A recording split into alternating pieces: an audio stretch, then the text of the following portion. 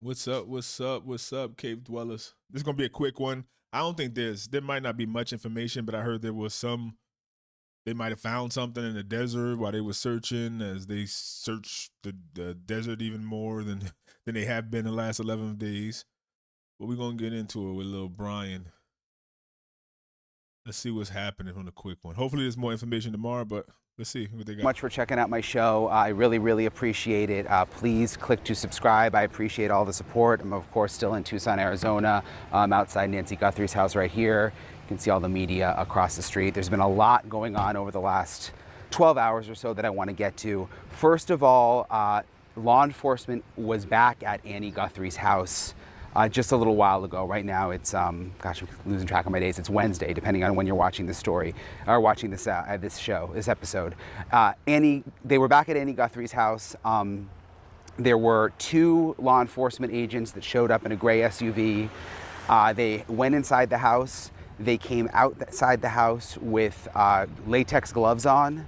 And they were holding a brown bag. They were not in the house for long, and then they also went and got mail out of the mailbox, again wearing the gloves, and then they left. So it was not like what we saw on Saturday night where they were there for 3 hours and we saw pictures being taken inside. That wasn't the case. It was quick. They went in, they had gloves on, they came out with a brown bag, and then they also checked the mail. So that is the latest development that happened at Annie's house. The FBI today is reporting that they are going to be doing ground searches along roadways in the Catalina foothills around where Nancy and Annie live. And when I was out, It's like they still doing stuff you think they would have did by day 3.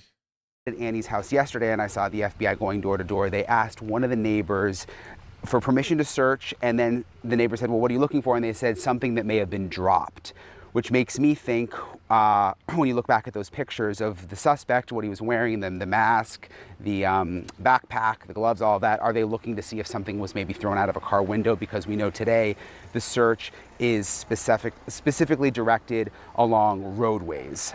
So that's the latest from the FBI. Pima County Sheriff's Office says that there will be no updates today, no briefings unless there's a development, which kind of surprised me in light of what happened last night. You guys remember they had that person detained who has since been let go. I raced out an hour away from Tucson, very close to the Mexico border. I went like, I shouldn't say this, but I was going like 100 miles an hour trying to get there when I got the tip that they had this person detained. There was a federal search warrant that was being executed at the house. The family members of the guy were like, there's no way he's involved in Nancy Guthrie. We don't know about the case. He wasn't out of town last weekend. He doesn't know anything about Bitcoin. And I talked to them, and come to find out a few hours later, he was released. He was detained and then released, and it appears he has nothing to do with the case, although we'll have to see. I mean, they must have had something in that search warrant to be able to go search the house and detain him. So I'll stay on top of that, try to figure out how all of that sorts out today. But again, I was hoping there'd be some kind of press briefing from the sheriff. And yeah, hopefully. Right now, people are arguing about it on social media. Well, it must have been something. It must have, like, how about you say, like, we hope there was something that led to this man's arrest and detainment, something good, and not just like a little tip and that couldn't be verified. Like, what led you to this man? Because his life is basically ruined.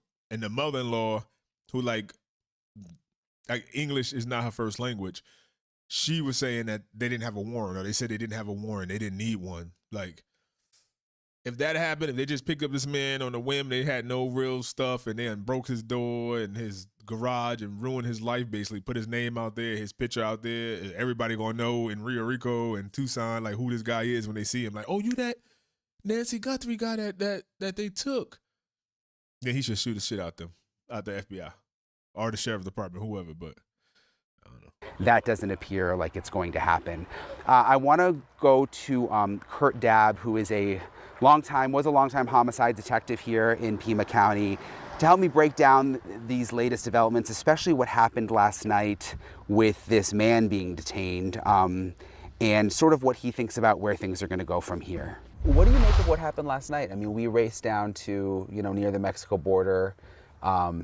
They had him detained, and then now he walked out. What do you think happened there? I don't know what leads specifically led them, to that individual. Extremely grateful for the technology that, the FBI has to recover some video, and I'm hoping that they have other video that they're holding back.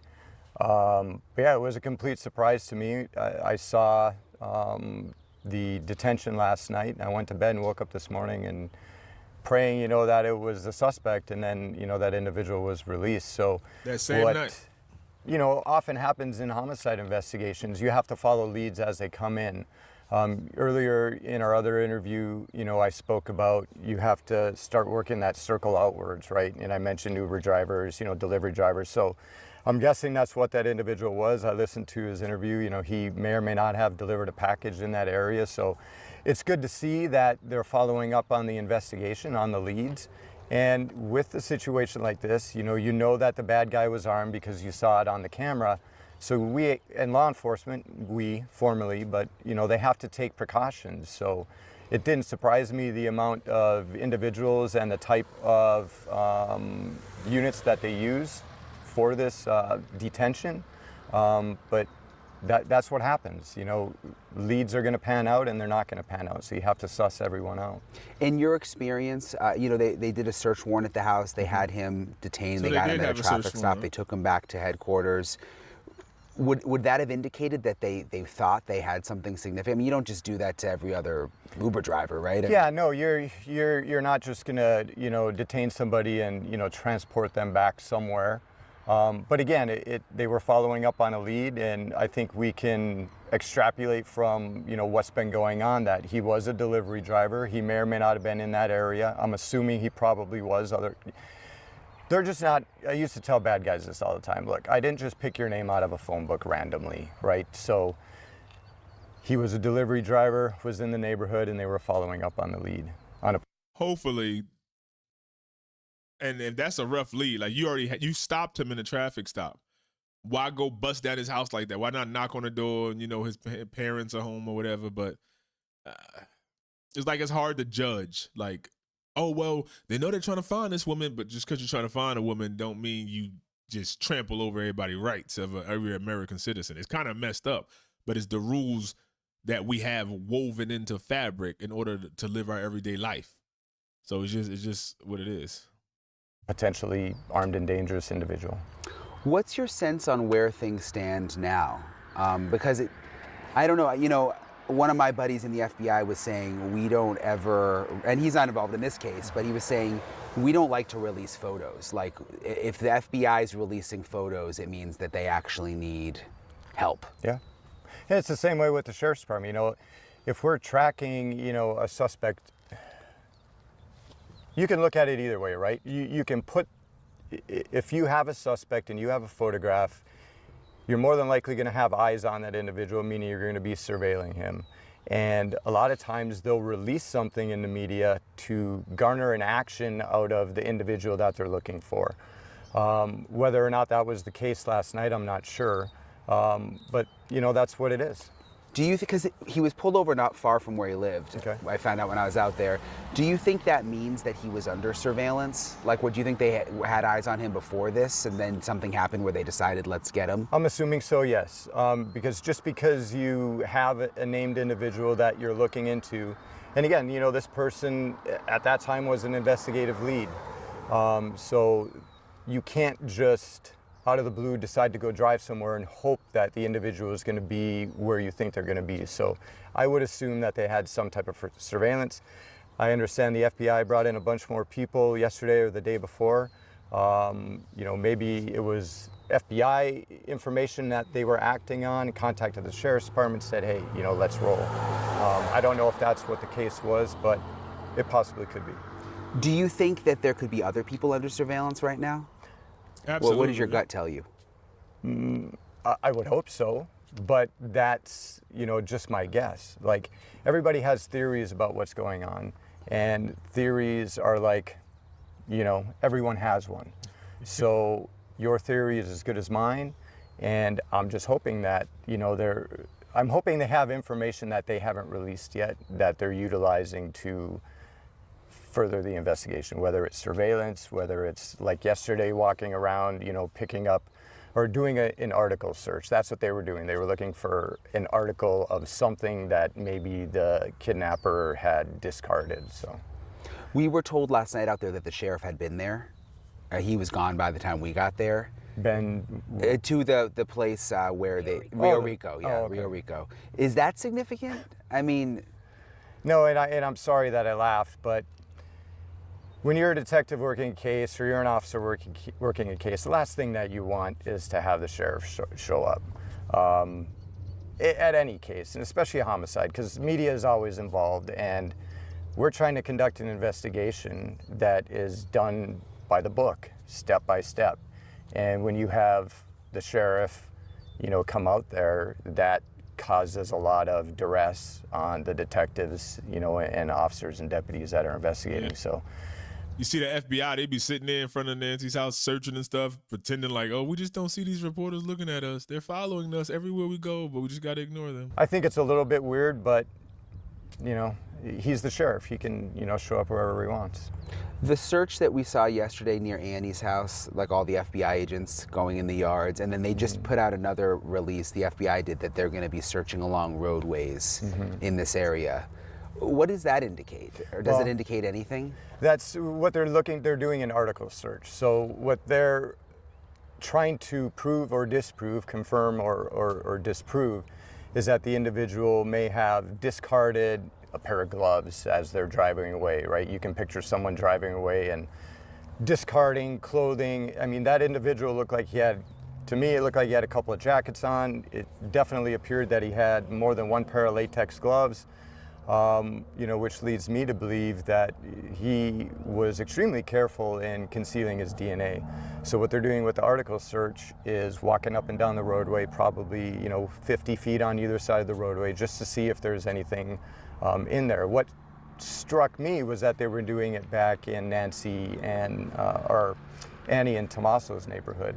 It was like right after the video came out. Then next thing you know, there's 25, 50 law enforcement officials doing an article search. So I was curious what prompted that. It may be not a coincidence. It might not Tommaso be. But again, I had mentioned the brother-in-law before. Again, it's that inner circle. You have to prove or disprove. And as the sheriff said, the last press conference nearly a week ago, everybody is a suspect. So I don't know. I don't know if they had any information to cause them to go back there. Are you surprised we haven't seen the sheriff in I'm surprised a long that time, there it feels was. like? I'm surprised there was not a press conference last night or this morning by the sheriff, because he said on Facebook or on the sheriff's webpage, if there are any significant activities, or we're not going to have a press conference till there's significant activity. That's significant. I think last night was a significant amount of activity. Do you think that's an indication the FBI is in control? Whether or not they're in control, I don't know. Is it an indicator of them being in control? You could say yes, but you could also say no, because realistically, that this is not an FBI case. We don't have any proof that this alleged kidnapping crossed state lines, which would, in fact, turn it into a federal case. I knew that. I was telling somebody that. They're like, the FBI, I'm like, the FBI don't get involved unless it's like they cross state lines or something. Like they're like, kidnapping is the FBI. They just think that kidnapping equal FBI. Like the FBI just got to go to every kidnapping. No, that's the FBI asks to come in, or they get welcomed in by the local police. So as far as I know right now, the sheriff's department is running the investigation, but those three letters do hold some weight. So it's possible. In your experience working cases, I mean, we're 11 days in. What does that mean? I mean, what does this window mean? Does it get more difficult? Is it not a good sign that it's been really almost 2 weeks now? Yeah. Well, I was having a conversation yesterday about this very thing. As the days progress, you're going to run out of leads unless stuff keeps coming in. So with the release of that video, obviously it's going to generate leads for, the next couple of days. And if they release something else, even further out. But absent any new leads, look, the sheriff's department, we have a county that's bigger than, 3 or 4 states. You can't keep everybody focused on that investigation. So initially it was a lot of individuals involved. from different units within the Sheriff's Department, different detective units, patrol units, a lot of people working overtime, but you can't do that in perpetuity. You have to shrink the amount of manpower, and that's going to be based on the amount of leads. So once that manpower gets, keeps shrinking, and it's basically down to just the homicide unit, that's when cases go cold. Well, maybe with the FBI sending more people in, that'll help Maybe. sort of alleviate that. Maybe. But again, it's not their case. It's not their investigation yet. They can't just come in like the movies and, take over a case. They have to have jurisdiction. And as far as I know right now, they don't have any jurisdiction. I'm extremely grateful, and I'm sure the family is as well, and all of America, that the FBI is assisting with the technological aspects, because they're able to do things that we can't even fathom. So I hope that they're continuing with the videos. I would like to see more video. I would assume that they searched all that. It's like they searching the mountains piece by piece. It's weird. If they have a clear picture, put it out, because that's going to generate leads. Because once the leads stop coming in, the task force is going to shrink, and the case is going to go cold. So by releasing more information is the only way to keep the case going.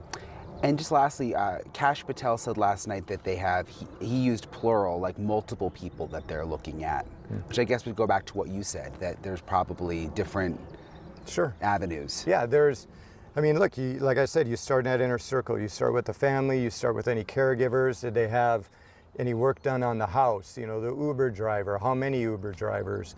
So there's a lot of people that they can interview. I think they've done a pretty good job of canvassing the neighborhoods. If someone in the neighborhood would have seen something, I'm sure by now, they would have said something. And one other thing I thought of, a lot of people have been asking me, they're like, are people scared in Tucson? Are people in the neighborhood scared? And it's been my kind of feeling that they're not, which is kind of interesting. I don't think anybody's scared, up here. This is not something that occurs all the time. I don't think that there's any concern for the general public based on this one individual. It was targeted case.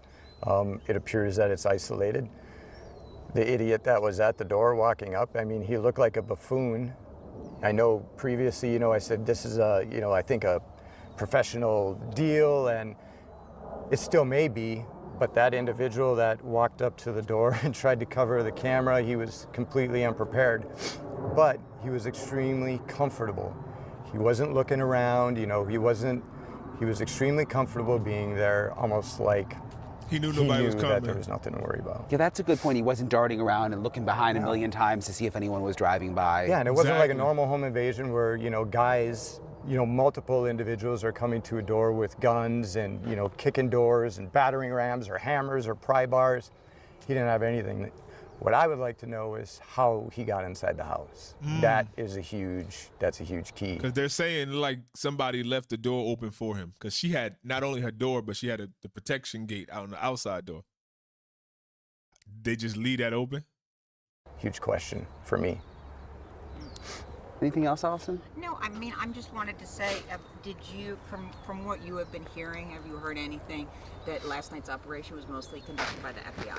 Yeah, I did hear some information from some contacts that I have that last night, was an FBI garnered the information and set the movement into action, and utilizing the Sheriff's Department SWAT team and other agencies to help track that guy down. So, again, not that the FBI has control, but if they come up with something, because they're working the technological aspect of it.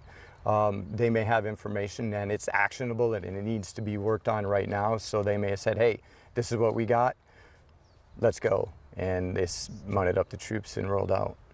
Hey, thank you so much. You're welcome. Appreciate your time, sir. Yes, sir. Thank you. Yeah. I really, really appreciate Kurt for talking with me. I actually hear a helicopter right now, which is basically the sheriff's office helicopter has been in this area a lot, searching. It's so sunny out today, by the way.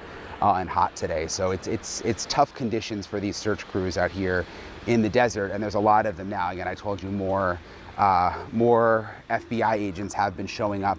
I also met up with Rick Castigar. He is the former undersheriff here in Pima County. He was there for 40 40 plus years working for the Pima County Sheriff's Office. And he has been a great resource because he knows the area very, very well. He knows the landscape very, very well. And he has some interesting theories about why he believes Nancy Guthrie is still alive. He took me on a drive around this area near Nancy's house. So I wanted to, I think he's got a lot of good insight, so I wanted to introduce you guys to him. Interestingly, Savannah began here in her career working for KVOA, the NBC affiliate here, and she was a, you know, fresh out of college. She's an attorney as well. She went to the U of A here. And when she cut her teeth in Tucson, and she and I interacted dozens of times on stories that were going on involving the Sheriff's Department. And so you know Savannah. Oh, sure. So that must make this even more. It makes it.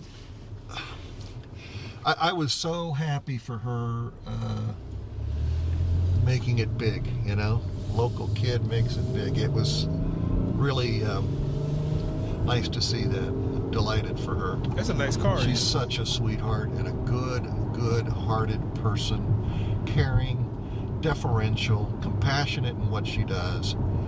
Just a neat lady. So, one of the things I see or saw that happened was this Sheriff's Department, which has talented people, but it's my opinion that once they knew that this was not an individual who walked away and might have succumbed to the desert, once they knew this was an abduction or a kidnapping, the federal entities should have been called in.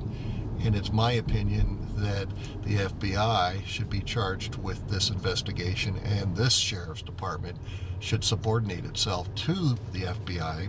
Now, the local elements are clearly an aspect that are needed, and the Sheriff's Department has that capability to provide that. But we don't have forensics like the FBI has. We don't have those who can look at personality types that might commit this kind of crime. And he's saying the detectives at the Sheriff's Department is no good. And it should have been recognized initially that once this is labeled an abduction, get a task force together and bring on the FBI and ask them to take it over. Why do you think that didn't happen? Unfortunately, the sheriff, Chris Nanos, has an exorbitant ego. Oh. And he, in one case I can think of prior to this one, told the FBI he's the better investigator and he doesn't need their help. And that was a critical case that we needed their help with. This one, in particular, they have far more resources than the Sheriff's Department has. You know, oh, we see why he retired. He don't like the sheriff. This county was established in 1865. It's a big county, and law enforcement has been an element to it for decades and decades. And it has a lot of experienced people and talented people, but not the resources that the federal agencies have. So it's apparent that perhaps Nancy was abducted. It's apparent that she was likely injured in the process. It's apparent that somebody did it for a reason. We don't know. Man. There seems to be the thought that there's money involved and Bitcoin, and you know, I'm sitting back in my experiences of 46 years in law enforcement asking, well, why is it $6 million? Why isn't it $3 million or $10 million? And why is it labeled US dollars? What does that tell me? And I'm asking myself, where are they keeping Nancy? Mexico, the logistics maybe? Involved in keeping a person safe, if in fact you want to turn that person over safe to get money, is complicated. Do you think though that the ransom element could just be wrong? I mean, that they're moving on from that? Are you hearing anything? Because it seems like based on Savannah's last video and some of the messaging from the FBI and the sheriff's office last night that they may be following other leads now, something totally different. Well, certainly, and they've gone back to the scene to look at the vegetation of the desert in and around the home. I would have hoped that that was initially inspected in such detail that you look for footprints, you look for... Yeah, I thought they questioned the Uber driver. Maybe there's the FBI. I just assumed it was the sheriff. Downtrodden areas in the desert. And as you can see, that's not necessarily an easy thing to do. Is this a kidnapping? I don't know. Why would they have her this length of time if in fact the family has decided to pay and they want her back? What has happened? Is there another nefarious intent here? Is somebody angry at the family for some reason? And we don't know that. I don't know that. I still believe the person on camera is a woman who stuffed the gloves with some type of material to make them appear larger. It makes whomever very clumsy. The suspect moved like a woman. It's not her. I don't know. Like the other guy said, the other past detective, he said, I'd like to know, like, we worried about the guy walking up and like the Ring camera being there. But okay, after that, how did they open that door? She had a double lock on the outside, and then the door, like they left the doors open, just left her doors open. They knew that? Did they bring, because they didn't open it, it didn't take no trouble. Like, did he have a bunch of stuff in his backpack, like a pry bar, and he was going to open her like security door, like that beginning door? Like, how was this person planning on getting in? He plan on smashing and grabbing through that door? It's like they knew it was open. And even if like, oh, the person looked clumsy, yeah, but they didn't look like they were in a rush. They didn't look like they were thinking somebody was gonna come and like, oh my God, I better hurry up and do this. I'm outside this lady's house.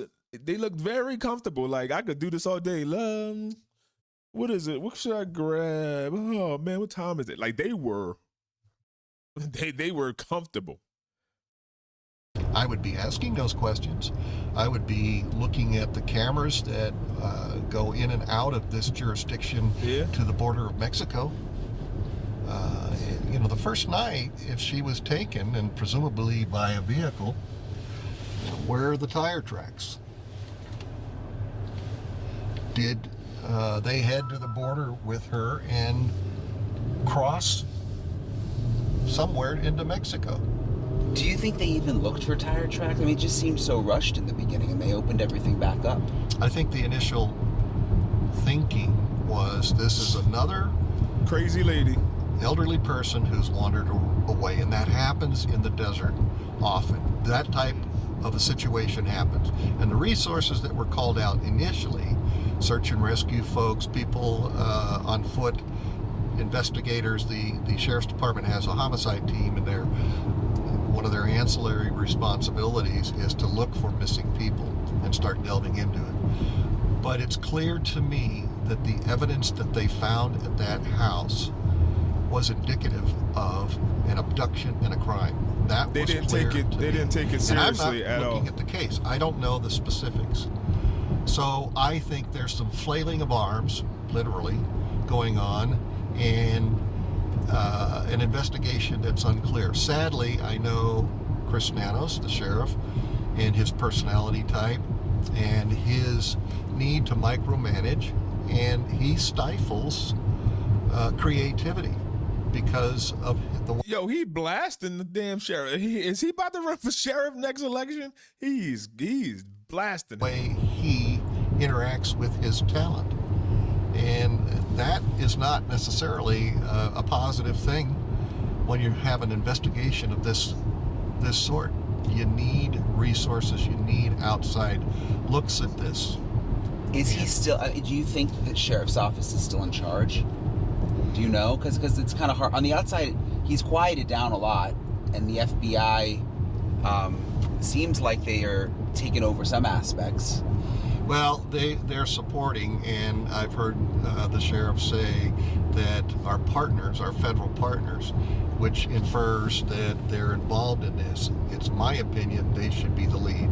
And Is it just an ego thing? Yes, that is my opinion. It's an ego thing, and I have seen that play out with that personality, Chris Nanos, a number of times in my career, and it's not helpful. Sometimes you need to back up, reassess, and consider what other resources might be available and call on those. So if Nanos doesn't, Sheriff Nanos doesn't find this woman, any chance that he should be out? They're gonna ring him. Whoever, it's gonna be the easiest election cycle ever, but whoever his opponent is. Is it true that the homicide team is inexperienced? It is true. They're less experienced than previous homicide details, but a lot of folks have retired, myself included. I mean, how inexperienced? To my understanding, there's a number of them that have only been in their positions a couple of years, and that is not enough experience to deal with this type of a crime. Remember, the former FBI agent said there's nobody currently in the FBI that has worked a kidnapping for ransom. That's crazy. They all retired. He said they all retired. They got to get them out of retirement, or they become like consultants. Nobody in the current FBI has worked. That's how rare they are. A kidnapping for hire, for monetary gain. He said. Actually. You know, to abduct an elderly person and demand money is I can't recall in 46 years of law enforcement service a case like that ever occurring, ever. And that's troubling. But who has the experience? Retired FBI. I think the federal agencies do. But they should don't. have been called in earlier, in my opinion. There's reports now that they're DNA swabbing, people who worked in Nancy's house, that kind of thing.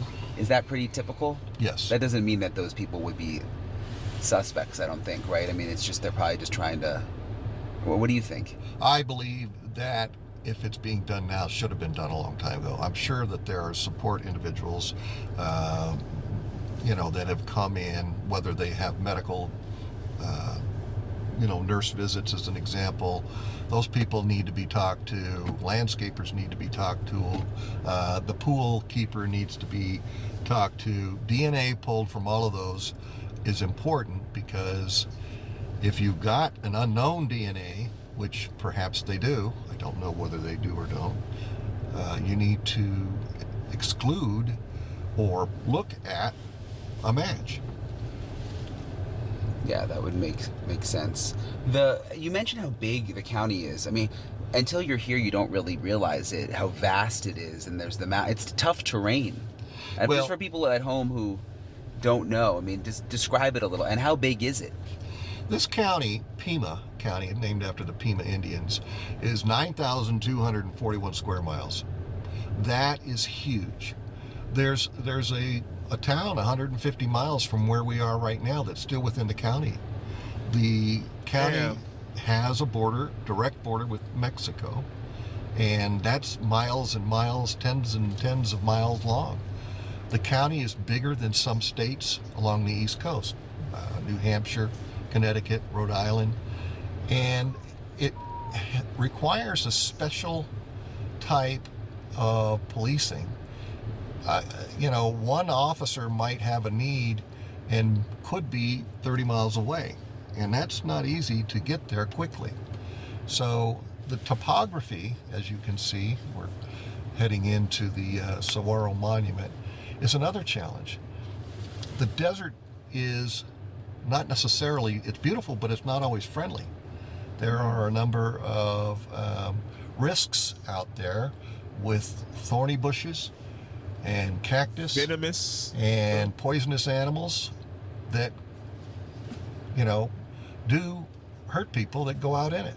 So the search and rescue capability of the sheriff's department is pretty pretty busy. They're always busy. They're always searching for something. Do you know what happened with the plane? I've heard some reports that the plane didn't get up right away because of a beef with the sheriff and the pilot. Is that true? Well, I don't know it to be true. I've heard the same thing. We listening for the My updates right now. understanding, He's talking to different people. dismissed the pilot that was going to fly the night that she was missing.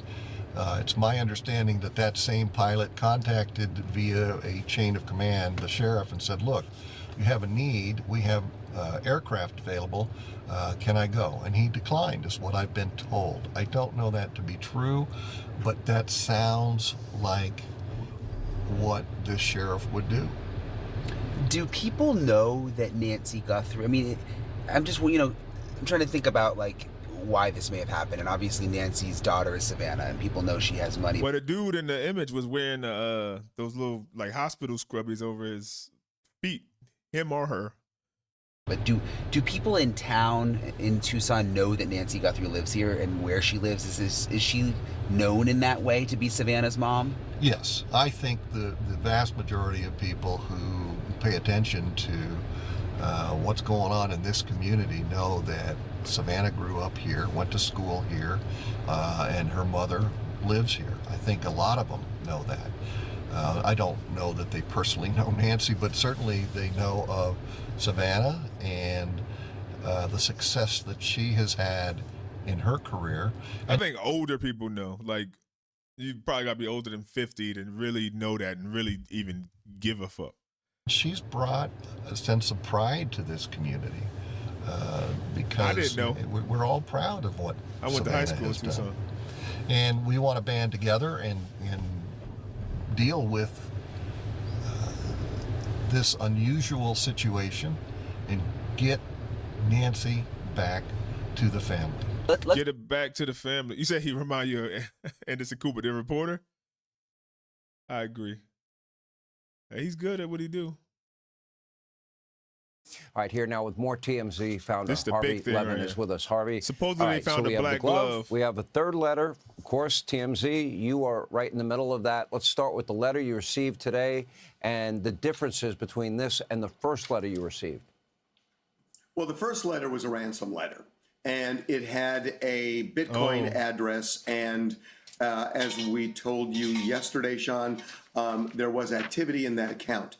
This letter that we got this morning is not a ransom letter. It is a letter saying that this person who wrote it knows the identity of the kidnapper.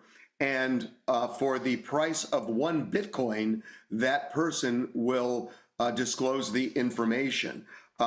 The person gives a Bitcoin address. We have checked it all day. So far, there is no Bitcoin that has been deposited, as you said, worth about $67,000. No way that that's real. I think that's just another person like, oh, okay, the other guy got arrested the first time he tried to do this by like claiming he had her. So, but what if we want a Bitcoin and claim that we gonna give them good information? Like, we don't have her, so if they catch us and arrest us, we'd be like, we were trying to help out. Like, we wasn't trying to do nothing. Dollars. If this is a hoax, it's a crime. It is criminal fraud. But we turn this over to the FBI and the Sheriff's Department. Oh, and thank you for doing that. And I know you've been helping authorities as much as you possibly can. I know it's played a big role in all this. The odd thing about that, when I read, 1 Bitcoin, you're right. I just looked at the price. It's $67,000, $67,500. And I'm thinking, well, they're offering a reward of $50,000, and you're not risking going to jail. You got to wait. It made no sense to me. Let me give you a hypothesis on that. So there have been situations recently, actually, where a reward was offered by federal authorities, but when the person was captured, there was some controversy over whether the people who helped capture that person should get the reward or not. And there were a lot of people who were upset about that because they didn't get the reward. So it may be that this person knows that it's not a sure thing, and doing it this way is a bird in the hand. Yeah, I think that. I would think everybody wants to be all hands on deck. You'd like to believe the best in people, right? If you can help, if you have information, you don't want to charge for it. You want to go all in and help the family. I believe that. I believe you want to just think, oh, people do good stuff out of the kindness of their heart. Like, yeah, but there's a reason why they offering a reward in the first place. They're not saying you want to go to heaven, help us find this lady. FBI or law enforcement would not let Harvey run his mouth. They kept reporting that she took an Uber to her daughter's and that the family member drove her son-in-law. She took an Uber to her daughter Annie's house for games and dinner. And the son-in-law brought her back around 9:48. Supposedly brought her back. We don't know. So part of me think that she never returned home. And he just went there because, like cell phone data and stuff. He just went there, opened the gate, and closed it. And then that would explain basically, like, okay, we brought her home. And I said, the last time I seen her, she was going inside the garage and she closed it. She was good. Well, maybe Annie now has to go back, dress up in a bunch of clothes, like y'all saying. It's a woman. She has to go back and say, okay, all right, babe, we need a plausible deniability. I brought her home. We got all the data. Now you need to go and be seen, right? She ain't got no subscription. Nobody gonna call the police because it's only us here and she's not there at the house.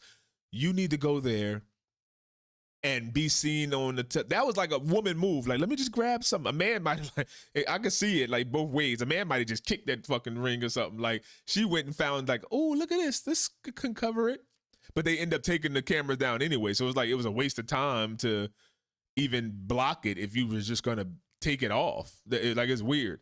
And then the front door was open or something because nobody kicked it in. There's no sign of forced entry. So how? That person was not worried. And then boom, they got plausible deniability. He did the first part, took her back, and then somebody came back and like, nobody's gonna suspect it's a woman like walking like this up to the ring and then cover it like. It's so weird.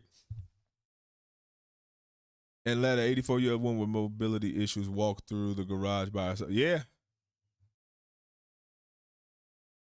Let me just go. Look at this house. Look how big this house. So you drop the lady off right here. She goes through that house.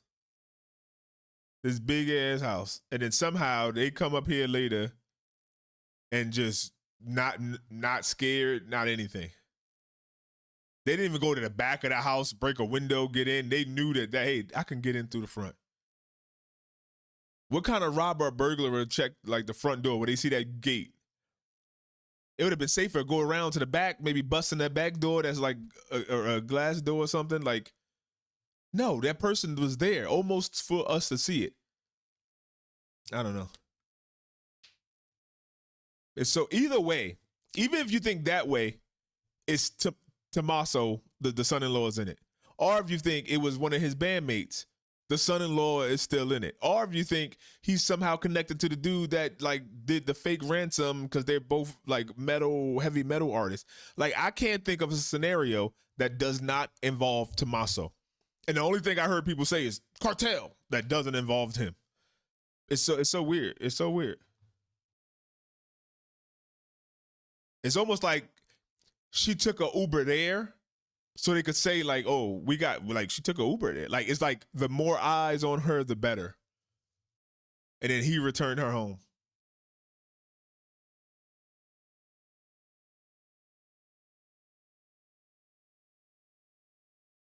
I would think everybody wants to be all hands on deck. You'd like to believe the best in people. Want to go all in and help the family. Well, you were cynical last night when I said to you, I know you used to be a lawyer, and you said, I still am, in a private conversation we have, which made me laugh out loud. Let me ask you about the FBI, what they're looking for based on the video and also the note today. I mean, when you put that all together. Let me see. Hold on. They know more than what they're saying. I'm wondering why that particular night after visiting them. How come not the night before? They purposely picked that night. The family night is an alibi. Yeah. Like, hey, come over for games. And they took that night. And like they didn't wake up in the morning, hey mom, like, cause you got a pacemaker and you're 84. I know I dropped you off at damn near 10 o'clock last night. I just wanted to make sure you got in safe. Like, did they make a call to the mom? I wonder if they seen like the cell phone tower, like did she answer the phone? And say, hey mom, like I just want to know that you're good. Cause you're old. And no, they waited until 11 when the friend reported that she didn't come to their house to watch the church online. And then they called. It's like they wanted somebody else to do it, not them. Like, hey, I'm calling my mother-in-law. No, we need other people to start this ball rolling. Yeah, I think the whole band, there's 3 of them. And the FBI, it keep going and playing in my head that the FBI agent said in his time at the FBI dealing with kidnapping, it was never 1, 2 suspect. It was always 3. For some reason, when kidnapped, it was always 3. Whether one person, 2 people were doing certain things, and then you have that 3rd person at the house making sure that that person that they kidnapped is alive and okay. Or they like you need 3 people, basically. Like the other people still going out doing something, and you can rotate or whatever.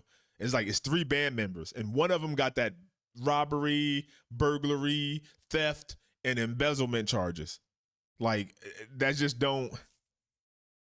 This image right here too is the only image that make me like, I don't know if that's a female. Look, like the way like it's like, but I don't know how like tall Annie is, and like I don't know, it's just weird. I think this like a younger guy, not a younger guy, but he fits that band member to me. I just can't think it. I don't know if I'm just biased, confirmation bias, but it's just weird. I knew Annie 20 years before she married him. Yeah, what did she do? And if it's not him, then this man deserves 1,000 apologies. And I hope he understands what everything happened. She coming to his house and him dropping her off, and him being like the brother-in-law, and us with our American minds and horror and thriller and just movie culture. Why we think, oh, it's the brother-in-law. Like, I hope he understands. Because more than anybody that I know in this case, you've been in contact with law enforcement. What are they looking for today? And I want to remind people at home, too, that it was only yesterday that we got this breakthrough, this video. I know people that's the same glove? want a conclusion. It's not Dateline. This is real life. It's hard to catch criminals. They're doing the best they can. It's all hands on deck. But what is the FBI looking for based on what you can put together? Well, I can tell you, we have spoken with law enforcement about this, and they are clearly looking at the items this person was wearing. And 3 things in particular we're told. The backpack that he's wearing, the gloves, and the gun. So let me talk about 2 of these things. The backpack, we did some digging, and we found that the backpack looks like a Walmart Ozark Trail hiker backpack. And what you see is there are reflective pieces on the backpack that match this Walmart backpack. And it looks full already. I don't think they were coming, but they didn't steal anything. Like, you think they would have messed it up or stole something? Like, they took this lady. Like, what type of criminal was just coming straight for this lady? She makes jewelry and stuff. So he's a teacher. She makes jewelry and stuff. They're affording a $600,000 house? Or do they, I don't know. Some people say Savannah bought it for them or gave them the deposit or whatever, which, I mean, that's her sister. Why wouldn't she? She could afford it. Does that backpack look like a Uber Eats warming backpack? Well, he just said that it looks like I don't know how those look. I think I've seen those before. To keep the food cold. I don't know. I mean, keep the food warm or whatever. I don't know. He said the Walmart Ozark hiking. And one of the television stations in Tucson, KOLD, said today that, late today, that indeed the law enforcement believes it is that Walmart backpack that the person was wearing. That's important because one of the things that law enforcement does, and frankly that we've done, is you call around to stores in the area and find out, is there anybody that bought one of these recently that they remember? Now the FBI can come in and they can have a subpoena and they could have them look at their records, and even if somebody pays cash, you can look at when they came in and then look at the surveillance video. That should be pretty easy. hey, Walmart, you got this specific backpack, hiking backpack. We want to know everybody who bought one. Like, you should be able to call Walmart corporate and get that information. Oh, we sold over the last, like within the last 2 months, I would say. Like, because if this person prepared for this, I don't think they just went yesterday and got it. Within the last 2 months, how many of these backpacks you sold? Okay, we sold 85 of them in 2 months. Okay, we're going 2 days maybe at max. Really 1 day to go look up all those people and see if they got any relations or anybody close to the family. That's like, that shouldn't even take long. Which is how they've caught people before. They could do the same with Amazon to try and track it. Now, let me tell you about the gun, Sean, because I think this is really interesting. We had our people look at this very, very closely. This looks like the person has the gun in a polyester holster. Now, it's important because typically people who have a Hello, Kevin. I think y'all can hear me now, right? A polyester holster carry a revolver in it. In this case, it was a semi-automatic handgun. And I don't know enough about guns, but people who do say it's unusual to put a semi-automatic in that kind of a holster. So we started calling gun ranges in the area to find out if anybody happened to see this, because people familiar with guns might have noticed, oh, that person has a weird gun in that holster, maybe. And so we weren't able to find anything, but I can tell you the FBI is doing exactly the same thing, as is the sheriff's department. Well, it's interesting. Like I said, if it is that bandmate, Dominic Evans, he got embezzlement charges. He probably a felon. So he might just like go to the store and take whatever he could take. And remember, this was the mindset that you know that they don't plan to use it. You know that they expecting the door to be open, nobody to come, and for them to, I guess, meet an 84-year-old woman in there. They're not expecting to actually use that gun. It didn't matter. It might not even be loaded. Like, it might not even be loaded if she was even in there. I picked up on that as well. I've had a pistol carry permit my entire adult life. I've had it in 6 different states. I have one in the free state of Florida. The placement of that weapon caught my attention.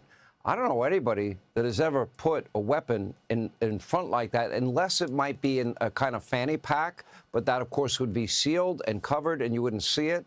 But your friend's observation is dead on accurate also. So that caught my attention. What can you tell us? There's been a search in the Foothill area in and around the Guthrie home. You getting any details on that? One of the things I'm told they have been really trying to get is some video of the vehicle that this person used to arrive there and then leave. And I am told that as of this afternoon, they have come up goose eggs. They just haven't found anything where they have that vehicle. There were reports about a suspicious vehicle at a market nearby, but law enforcement tells me that they're still looking because the vehicle could be just critical here, but they have not been able to locate a vehicle that aligns with this person. Which is crazy. That's one of the craziest part too. Because we think in 2026, everybody, like every corner got a camera on it, every house got a camera on it, or at least every other house. So it is so hard to imagine that they can't, like, there's not that many ways out of this community probably. Let's say if it's 4 or 5 ways out. There has to be like, okay, if this person came out to the left, they had to go this way and then turn left or right or go straight. If they went this way, they had to go left or right this way or go straight. And they could just go until like the person has to hit a camera. Like even if you have like 8 FBI agents at the same time get in their vehicles and just leave and drive 20 miles each direction, where is the first damn camera we hit? Like, is there nothing, or nobody got a subscription nowhere? It's just so weird. I guess it happens, but it's just so weird. And it's like something that we just like take for granted. Like, oh, like they have footage of everybody. Like there's nothing, not a traffic cam, not a bank camera, not an ATM on the outside of a store or something. I don't know. That's just so weird. Not a McDonald's with something pointing out. Like it just. All right, there is hope. Fox News Digital is reporting they have 2 gloves, not just the one, that I don't know how many people are wearing gloves in Tucson. I don't know. There's been a cold snap in the country. Maybe it was cold there for a while. But certainly that could be a break in the case. That could lead to fingerprints. That could lead to DNA. We could always hope on that part of it. Yeah, you don't need even a good description, I guess I'm saying. Like a color. Like, oh, that it looks gray or blue. Gray or we're looking for gray or blue. Like that, anything. They don't have a make. It's a small vehicle. Or we had it's like a big van, a delivery van. They don't have nothing. Or maybe they're just keeping it from us. But we really appreciate your time, Harvey. Great work as always, and your cooperation with the. Can I just say one thing before I leave? Yeah. You know, if these gloves are the real deal, it's going to be a huge thing if they find DNA. It's just weird to me that somebody who took enough care to completely cover themselves to presumably try and cover their tracks. It's one thing if you drop one glove, a la O.J. Simpson, but if you drop both of them after you're gone, there's just something weird about that. The only thing, and I'll get into this a little bit more with Nancy Grace, and we spoke earlier today, and I just want to remind people, it was only yesterday that we got this big break in the case. After 10 long, hard days, they got the break. And I've got to believe that that reverse AI lighting video that they put out, where you can really get a good glimpse into the eyes and the features of this individual, I think ultimately that breaks the case. That's my hope. That's my prayer. I hope it happens sooner than later. And obviously that Nancy Guthrie is home, safe and sound, back with her family. That's our hope. Yeah. He's talking about the one where they like colored it. I think he's talking about the one where they colored it. All right, now let's bring in the host of Crime Stories on Fox 1, Nancy Grace, Nancy for more right there. on tonight's breaking developments. She scared me, we have a lot to unpack, but I want to start with something a little different because you were the one that said to me today, Sean, it's been crazy. One day that we've had a break in this case. Everybody that was expecting an arrest by the end of our show last night needs to get over it. This is not a Dateline episode. In other words, we're not going to get to the conclusion. This is real life. This is hard, tough, policing that is being done, and it may take some time. Everyone had high hopes last night, including me. And through the night, many of us were looking at the news, looking it up on our cell phones and our iPads. This morning, hopes were dashed when we learned that the individual had been released. Is not connected to Nancy Guthrie's kidnapping. The search, I might add, went on for hours in his vicinity, so it seems that police were interested in that particular vicinity. But you're right, that's not the way investigations work. We have to pick ourselves up, like the FBI, like local law enforcement, like the Guthries, and keep going. The FBI certainly doesn't need us here tonight, but what if we uncover something? What if one tip comes in because of what you are doing, what we are doing? Therefore, we can't stop. And I want to... What if, cave dwellers, what if? Bring something else up about that glove.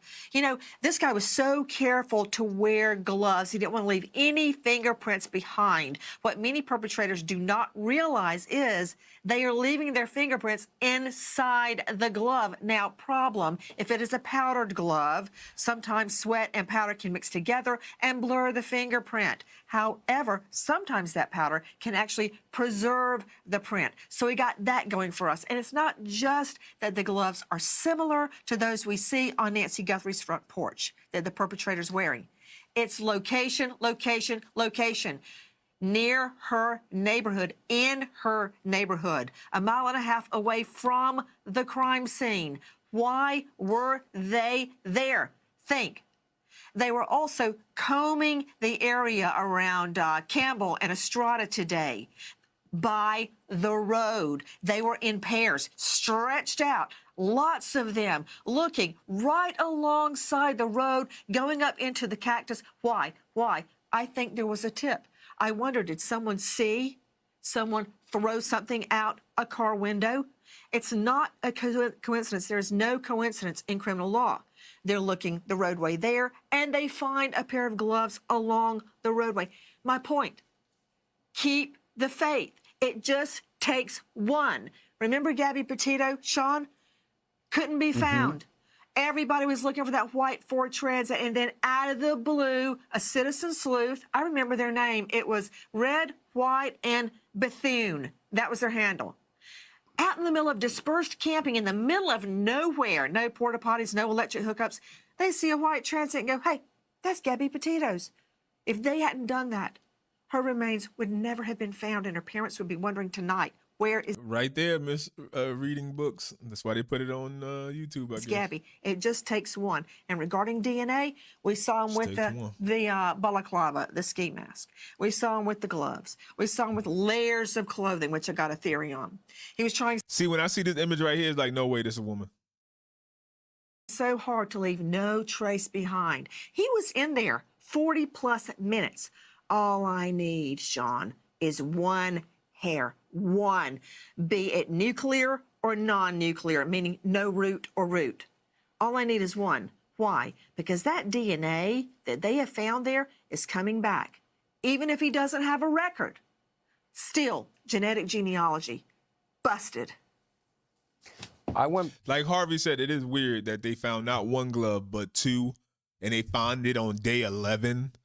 Like they just searching, like we're gonna find something. We're gonna find in a desert where people like have bonfires and everything and drop things. They like we're gonna find something out here.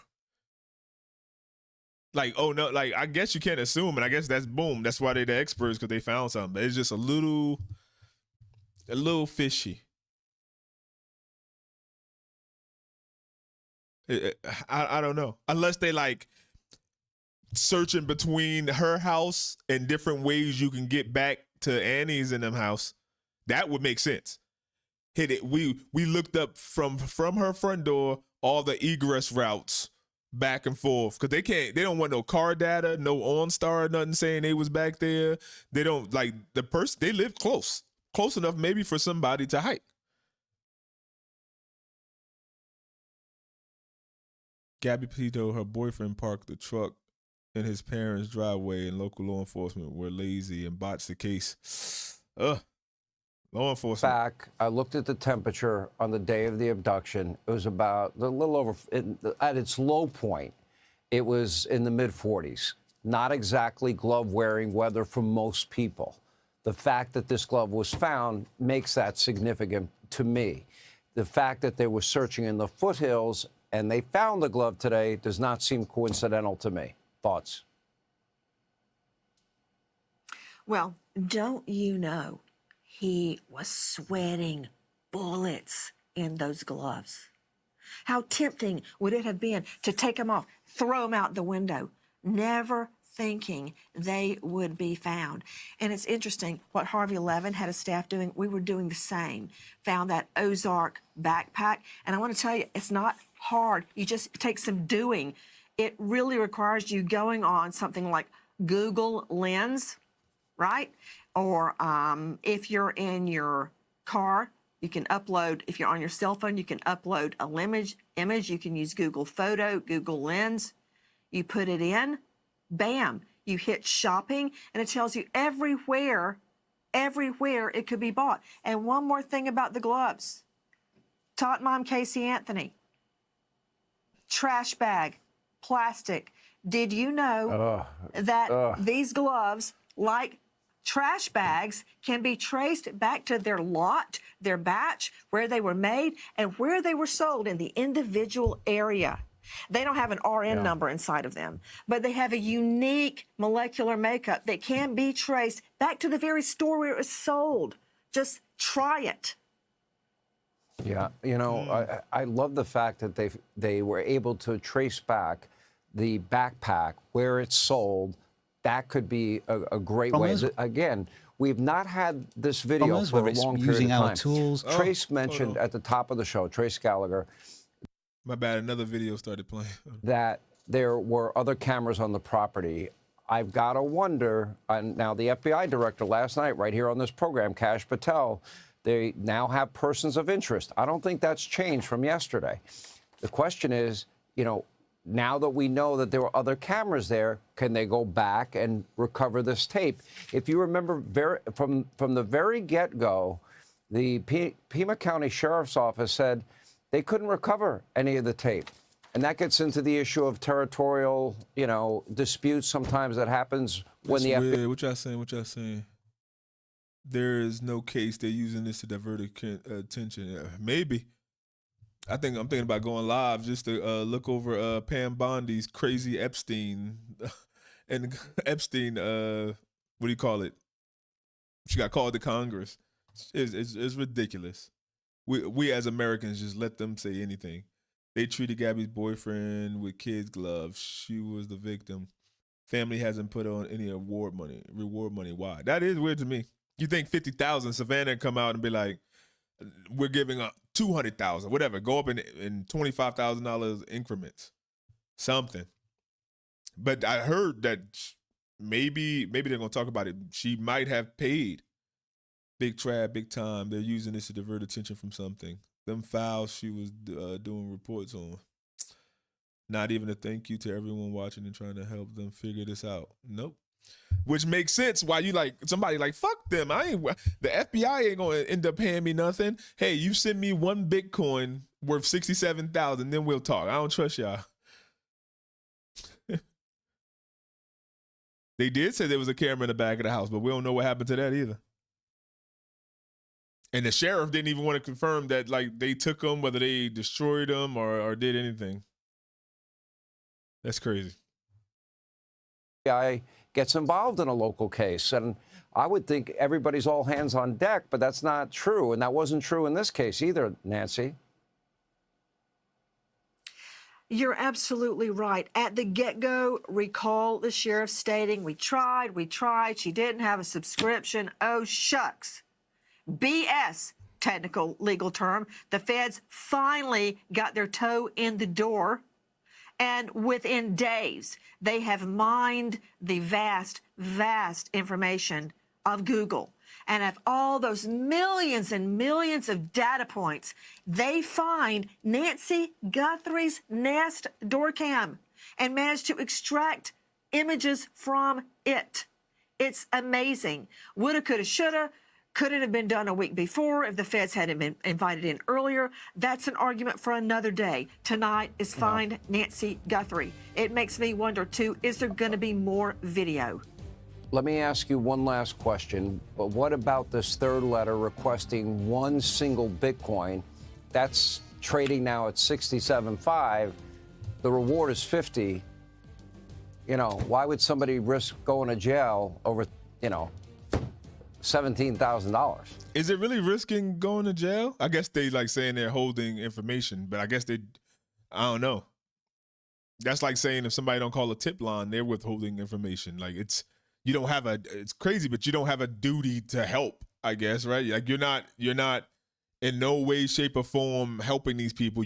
I think I could have seen my neighbor pushing or like unloading what looked like a body in his yard. Like, if y'all want me to tell you, then give me my money. Otherwise, I don't know 100% if I seen that or not. So I don't want to cause any trouble. Like, I don't know if can they be arrested? That's a far shoot. Sean, I've prosecuted a lot of violent criminals, all felonies. So are we supposed to trust a rat who wants to rat on a rat? There's a $50,000 reward, but he's committing a crime to get Bitcoin, 67 grand, while a family is suffering and a woman could be dying a slow death. The medicine, Sean, that she may need. If you look at that photo of her sitting in a lounge chair outside, it's like a picnic with a child, a little girl beside her, the face is blurred.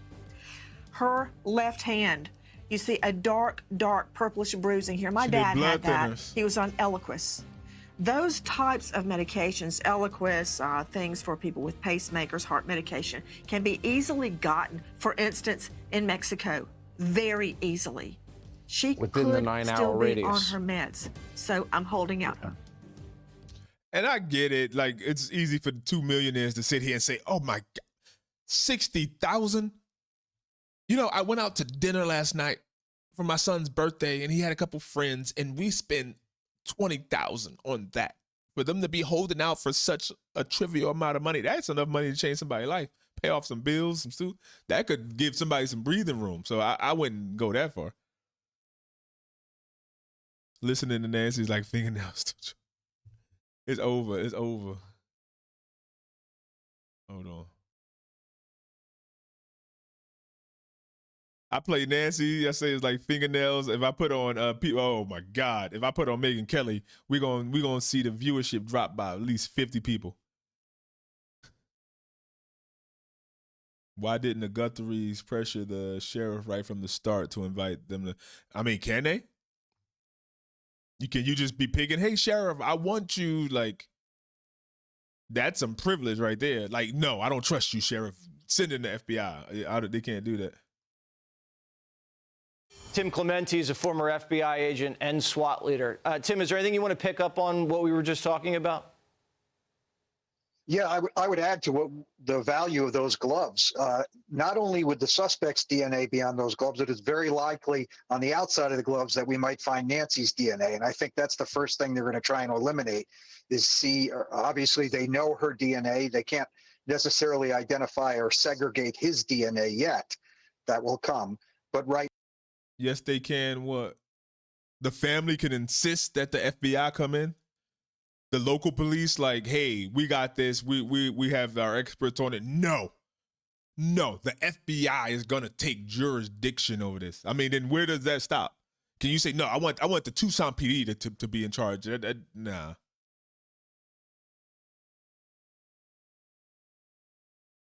You don't get the Megyn Kelly. Whenever I put on Megyn Kelly and I react to her videos, there's somebody that says, "Oh, Megyn Kelly, I hate her." There's multiple people and they will drop out. I'll be like, no, we're just listening to her to get like get an opinion. Like, you ain't gotta like us. You ain't talking about no politics. We talking about the case, and they don't like that. Whoever it is got big hands and may have had a stroke or injured on one side. Dang, somebody with a stroke took an 84-year-old woman with a pacemaker. That's the beginning of a joke. Now, if they can test those gloves, they're going to test them for her DNA to see if she was touched by those gloves at any time. And if so, then obviously we know those gloves are related to this crime. Why would you do a kidnapping and then toss the gloves used in the crime out on the side of the road and a mile and a half from the crime scene? Well, I would say, Jesse, looking at the way this suspect behaved in front of that camera and the way he was dressed and the way he's carrying the gun, that this is a very amateur random act. This is not something that was preceded by pre-attack surveillance, which most sophisticated criminals would do in a situation like this. And so I think he's just acting as he moves along and trying to figure out what to do next. I don't think there was a lot of pre-planning for this. And so tossing the gloves out, he probably tossed the mask somewhere else. So I'm sure as they search that route, and now they at least have a direction of travel, if those are his gloves, and they'll continue along that route and look further and further, and probably. If they did that, I don't know. This woman did. If they found a mask, that means that this person somehow went in the house, took being careful not to touch nothing, to hide his face. But then once they kidnapped her, they didn't give no fucks no more. Like, we're assuming she in a car with them or whatever, and they just like, it's like one of those things. You're like, no, you're getting robbed, and you're like, oh, no, I want to see your face. Like, because you know if they showing you their face, then they have no plans for you to ever get a chance to tell the police about it. But if he keep the mask on, then maybe she like, oh, she don't recognize me, and maybe she can come home. But if he just like took the mask off and threw it on the side of the road, and they're like, damn, like she probably did, unless he had a secondary mask that he put on. Probably find more and more evidence that he was wearing on that night. Yeah, and the authorities are really focused in on the backpack. It looked full. What could that mean to you? It's the brother-in-law, man. We know. Well, that. I would agree that there could be other bags inside there if he was going in for a burglary. I imagine there were probably also tools, methods of restraint, maybe duct tape, things like that, rope. Those are common for people that go in and do home invasions. Often you'll see crowbars, pry bars, a hammer to break into something. So I imagine that he had some soft things in there and maybe a change of clothes for himself as well. Again, I think he's an amateur, and the fact that he didn't pre-surveil and see that there was a video camera there until after he walked up to the door shows that there wasn't a lot of forethought put into this. And unless that's exactly what they wanted us to see, this image. If Tomas and Annie did something, I'm just saying, just speculating, that's all we're doing. And they're like, damn, like she never made it back from their house, then they have to somehow make it look like she returned home and then something happened to her in the middle of the night. Then that means they wasn't worried. So it's multiple ways to look at it. Maybe this is exactly what they wanted us to see. Picture we saw of him, if we could put it up, without the backpack, without the weapon, right in the same area. What does that tell you? What's happening there? Well, I tell either that was before he came up with the backpack and the gun, or it was after. And if it was after, then I would question why.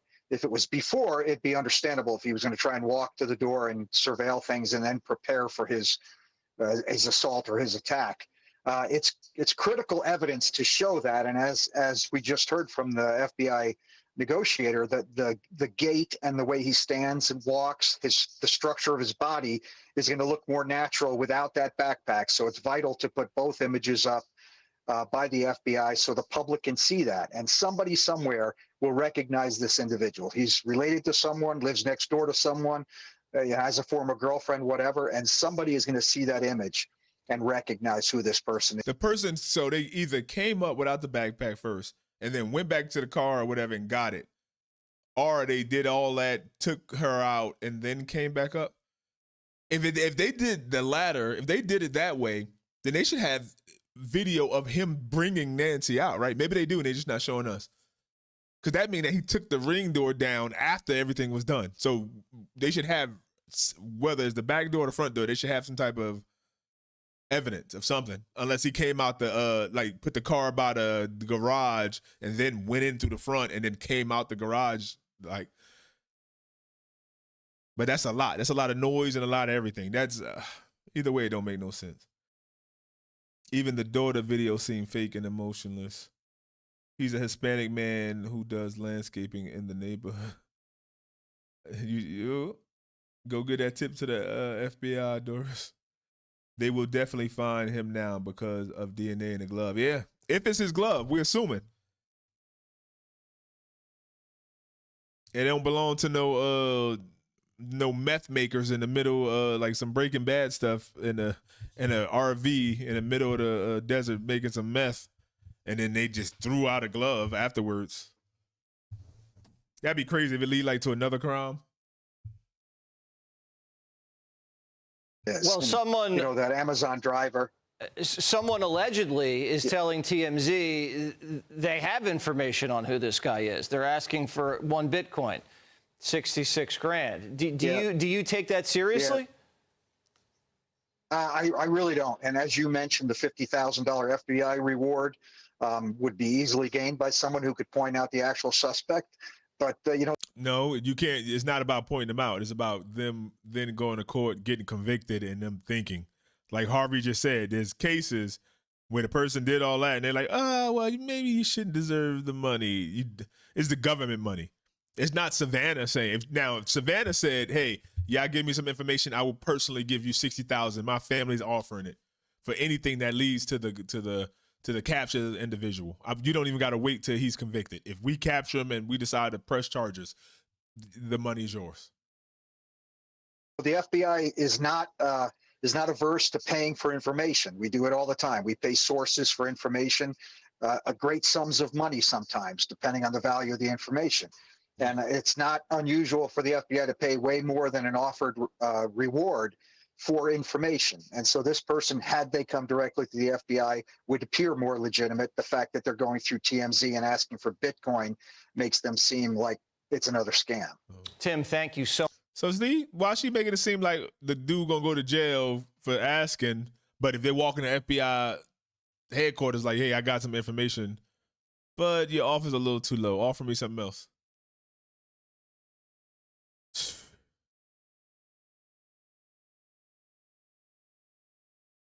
It's a striking new image of the kidnapped suspect at the home I think that's the AI image. Was Savannah Guthrie's mom. It was created by internet sleuths using a technique called reverse infrared technology and shows features like eyebrows, flesh, and parts of a mustache.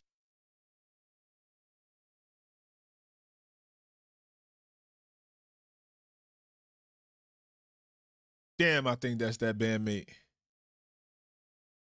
Damn, I think that's that bandmate. It's definitely a man. Not Tommaso. That could be, yo. They need to do the sheriff need to do a report. Which I think that should stop you. These images right here should stop you right now from saying it's a woman. And parts of a mustache.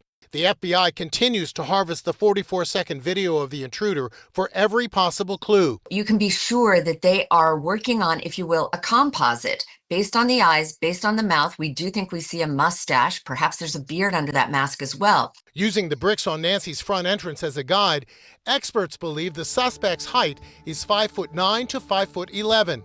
His weight, up to 230 pounds. His shoes appear large, possibly a size 12, based on the size of the tiles. His clothes are also producing intriguing clues. That ski mask has unique stitching.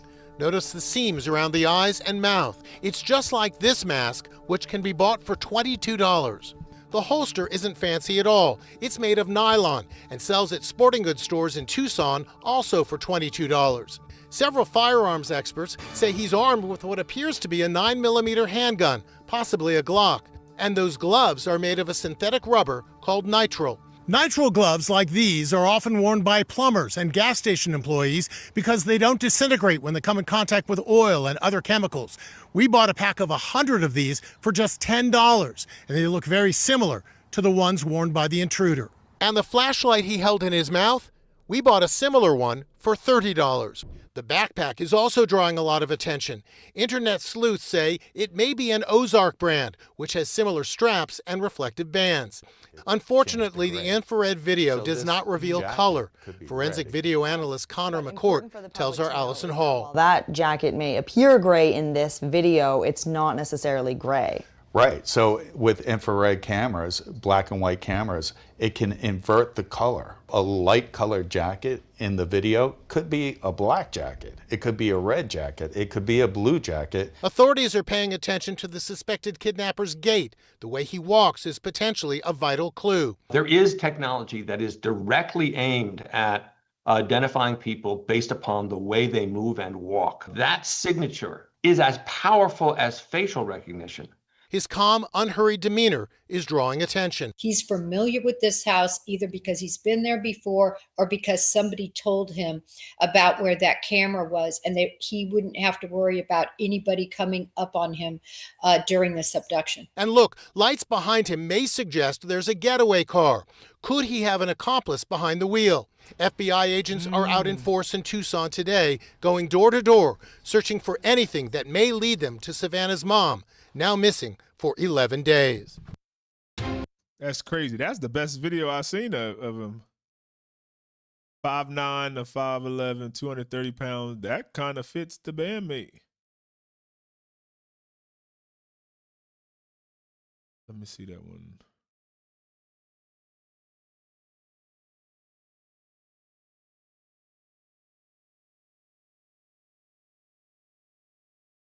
That's weird. Kind of look like it's moving a little bit, don't it? Is that just me? Who cares?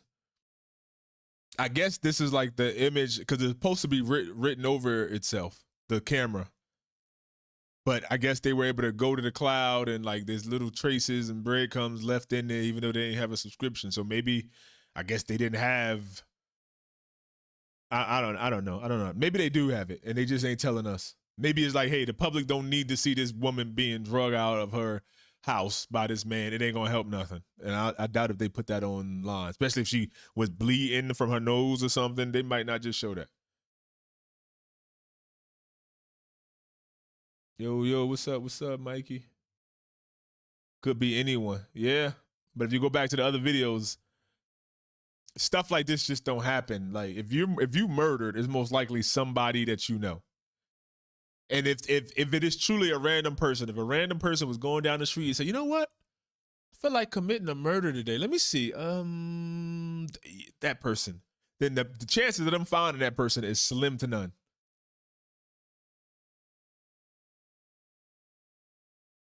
A black and white dude? He wasn't alone. There has to be a woman involved. She's assisting. Why you keep saying, I get it. Why y'all keep trying to put a woman in it though? I get it. Maybe it's Annie, but I haven't seen anything that would suggest that this image is a woman, or I don't know. The only woman is Annie. That's a Latino. Probably. It's like he got bloodshot eyes, but it may be just the vision, the angle or something. Let me see. I just want to see if they send Bitcoin. It damn sure. I don't know how they got this man though. Hold on. I'm not that stupid. Okay? ¿Por cuánto tiempo te siguieron o qué? I don't know how they took that image and got this guy with this facial hair, this feet. I don't know. Fácil, como por unas. El carro de Marrana me andaba siguiendo ya desde temprano. Yo estaba un troque blanco estacionado allá. Interrogation. How long were you there with them? From 4 to 12. And then inside the house, you said they threw you to the ground? Not me. Oh. No, not me. ¿Piensas tomar acciones legales contra ellos? Con el favor de Dios, porque la neta está. So you're saying that you're gonna proceed with the lawsuit or something? If I can. Any other items from inside the house taken? Nah, nothing. Just your phone? Yeah, just my phone. They gave everything back. They just took my phone. Did they say they're coming back or anything? Que lo resuelvan. Y que ya me aclaren mi nombre, la verdad, porque yo siento que todavía no me aclaran. So can you say that in English? What do you want from law Clear my name. That's all I want. And when it comes to your mother-in-law, how is she doing? Is that her that was also her property was searched? Yeah, this is her property. I live here. That's why I'm coming out right now. So you guys can leave us alone. You know what I mean? ¿Tú crees que alguien les dijo que eras tú el sospechoso? Sí, es lo que me dijeron, que tuvieron un tipo anónimo. Carlos. Please stop the speculation. Mark, that's exactly what Savannah and the FBI is asking us to do. They're asking us to speculate because they don't have nothing. What do you think? That's exactly what they're doing in law enforcement. They're speculating. So if we're seeing the same evidence as them or the same images, they're saying, hey, this is what we got. We need your, they literally coming out saying, we need your help, guys. If you've seen something, if you know something, there is all speculation until somebody's found. That's how cases get closed. Yeah, this story just gets weirder in a nation of CCTV watched and monitored every hour of the day and no leads. Look at the bandmate of Seal. What's that? Oh, sister-in-law? The brother-in-law bandmate. I looked at that before. What the F are you saying, Michael? You make no sense. No, the son-in-law and his bandmates have something to do with it because band's Facebook and everything social has wiped out, gone clean. I'm sorry. And there's where's the brother? They're at a hotel. They're at an undisclosed location, a hotel. I'm sure the kids haven't been going to school. They haven't been going to work. Somebody said he might be suspended or like on leave. But I mean, he can't. You definitely can't work. Anyone know a good video where I can get update on everything? Because I just heard about all this. What? You just heard about? Then go back, go to the page, subscribe here, and go look at the live from last night and the other day. Or someone called and tipped them about you. Carlos, were you frightened? ¿Cómo me voy a sentir? Welcome ¿Cómo se sintiera usted? ¿Cómo se sintieron ustedes? How would you guys feel? Hoy vas a ir a trabajar. No puedo. ¿Cómo voy a ir a trabajar? Me quitaron el teléfono. If you want to, I guess maybe this is the update, but I guess if you want to go back to like why we think it's the brother-in-law, it's a long road. For 2 hours? Yeah. Did they hurt you when they handcuffed you? Well, right now it's not that bad, but yeah, yesterday, look, they did that right there.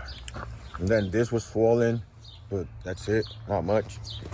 And did they tell you why they pulled you over? Did they tell you? Not at the beginning until the FBI got there, like 2 hours. And, they told me like you're being detained, and all of a sudden the FBI pulled out the the Miranda rights, and he read me Miranda rights, and that's when I asked, so I'm being arrested? They're like, no, we're just reading your Miranda rights so we can ask you some questions. What kind of questions? It's about a kidnapping. What the fuck? I didn't kidnap no one.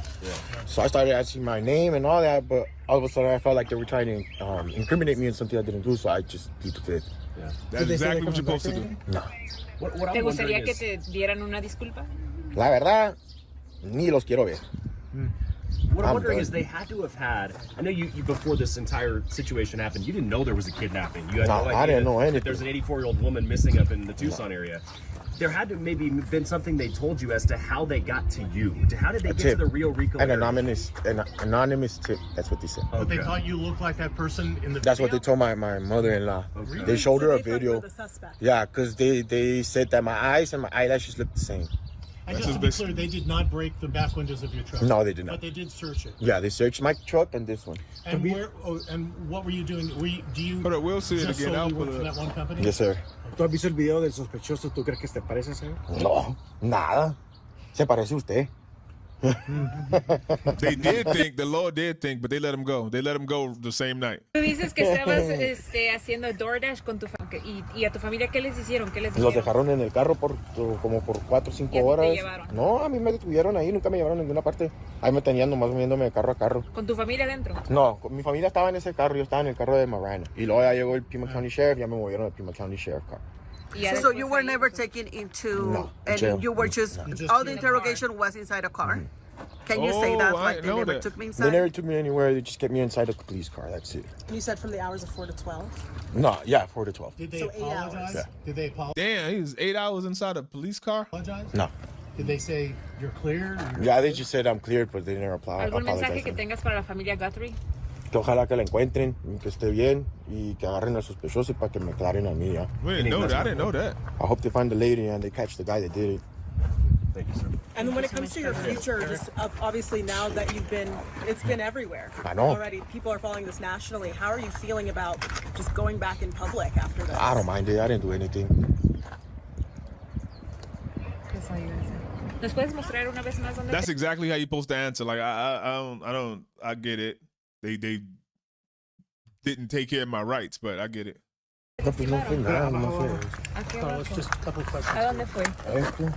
Se Y tomaron las, o sea, se esposaron ahí. sí, me esposaron, pero esta la tenían apretada y ahorita me duele aquí, tengo aquí hinchado. Sí, se ve ahorita ya.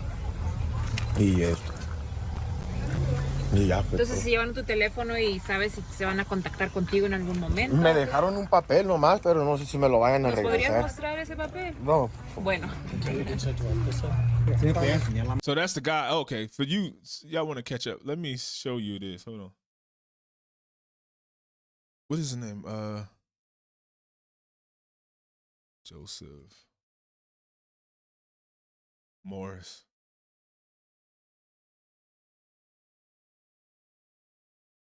Right here, right here.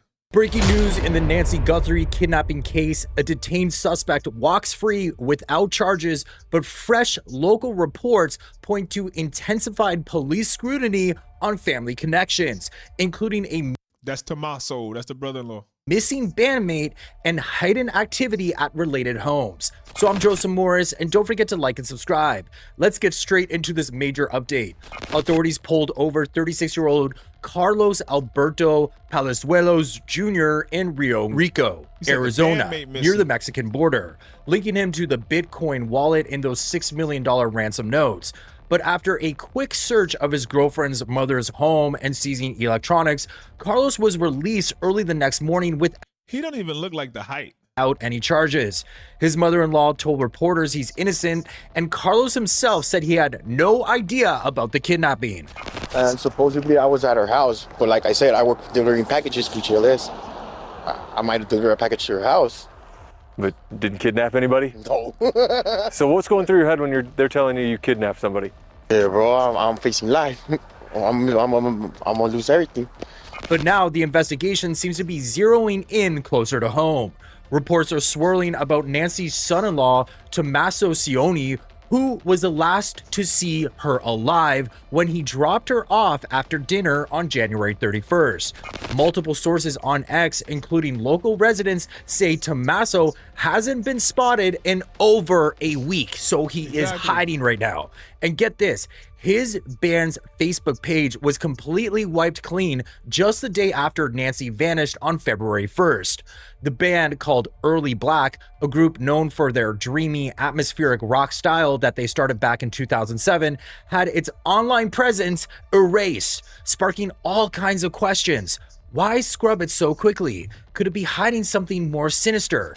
Shifting to an even stranger angle, a local named Katarina Quinn posted that her best friend's sister lives next door to one of Tommaso's bandmates, believed to be Dominic Evans. She says police have been at that house all day and things are getting more intense. Dominic has reportedly been missing for over a week as well, alongside Tommaso, and he has a criminal history in Arizona with past arrests for burglary, robbery, embezzlement, and DUI. Oh, I didn't know he'd been missing. He said along with Tommaso. I'm pretty sure they know where Tommaso's at. But if the police been sitting outside his house, why? Like waiting for him to come back? Online sleuths are buzzing about the band's old bio on Reverb Nation, which includes the eerie line, "Life, love, love, murder." In a kidnapping case like this, that kind of detail just fuels the speculation. Is it coincidence or something more? And of course, sleuths are saying that the guy in the footage looks eerily similar to the bandmate. Listen, this is exactly what I was saying before. This is exactly the image we looked at before the other day too. Look at his eyes. Look at his eyes. And like the bottom of his eyebrows, maybe he got some nice eyebrows. He might get them done or something, or just naturally just have nice eyebrows. And then you got the biggest thing is with which that other guy, that innocent man, I guess we call him right now, he had a full thing of hair. He's the only one that I've seen that takes into account that he has a scar right here. And if you're a man or a woman with a man, people, just anybody probably, you know that if he grows this, he's going to be missing a little hair right there probably. And this guy is missing a little hair right there. Right down to the scar on his upper lip that appears to prevent his mustache from growing in fully. Some are speculating if Tommaso maybe shaved his mustache recently based on comparisons of old photos and the grainy doorbell footage. So as you can see, people are still wondering if it's Tommaso in the footage or the bandmate, because no one knows for sure. I mean, it could be a total stranger at this point. In early January, an elderly man reported spotting a trespasser at his Tucson home less than 10 minutes from 84-year-old Nancy's house, as TMZ reported. The dude was dressed up like a delivery man, wearing a reflective safety vest, and was caught on camera after triggering a motion sensor and floodlight. And people seem to think he's wearing the same pants and shoes as the perp in Nancy Guthrie's ring. I feel like he's a little bigger than the guy, but I mean, you can't tell. The pants and the shoes do bear a resemblance. I don't know if he walks the same. Doorbell camera footage. FBI Director Kash Patel emphasized they're pursuing local persons of interest, saying well, I mean, that's a picture of him. Like I said, maybe he get them done. Maybe he just didn't get those eyebrows done. But what about the scar on the lip? That's more prevalent. Maybe he just didn't get his eyebrows done before he committed the crime or something. Priority is the eye shape though is the same. Finding Nancy and holding those involved accountable. But what do you guys think? Is it a stranger or someone close to the family? The video from 1:47 a.m. on February 1st shows a masked figure with possible facial hair ripping off the camera while wearing black latex gloves and waving ripped out flowers at the lens. Analysts still debate if it shows one person or two, given differences in posture and movements. And oddly, the backpack the figure was carrying seems to vanish in one of the frames. And adding to the intrigue, users on X and commentator Nancy Grace have pointed out what appears to be a bite light in the suspect's mouth, a small hands-free LED flashlight designed to be held between your teeth with a soft grip, letting you light up a work area while keeping both hands free.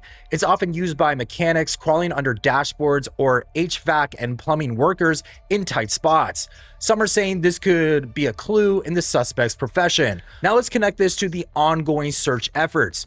As the case hits its 10th day, investigators ramped up by asking for security footage specifically from around Annie and Tommaso's home, Nancy's daughter and son-in-law, from 9:30 p.m. on January 31st to 11:30 a.m. the next day. That covers the exact window that Tommaso supposedly dropped Nancy off at 9:48 p.m. Her garage door closed at 9:50 p.m. and the family checked on her around 11:10 a.m. on February. Look at that. Nancy travels to local family home. Family drops Nancy off. She goes there at 5 with an Uber, plays games, eat dinner. Oh, okay, I'm getting kind of tired. Tomas goes and drops her off at 9:48. Garage door closes 2 minutes later. Now, why did it take 2 minutes? Maybe they were talking. Maybe they're, hey, bye, Mom. I'll see you. You going to church tomorrow? Oh, man, I had so much fun. Okay, when you going to do it? You coming next week? Or was that tomorrow? We're supposed to pick you up to go get your medicine. Oh, maybe they were talking, right? And she'd walk slow. Then at 1:47 a.m., doorbell camera disconnects. Just disconnects. So I guess that's after he would put the stuff to cover it. You covering a camera that you're going to disconnect anyway. Weird, right? So 212 software detects a person on camera, no video available, no subscription, but we know that's a lie. 228 pacemaker app shows disconnected from phone. Next day, after she didn't show to her friend's house to watch her church service online via Zoom or whatever program that she's been doing since COVID, they call and check on her.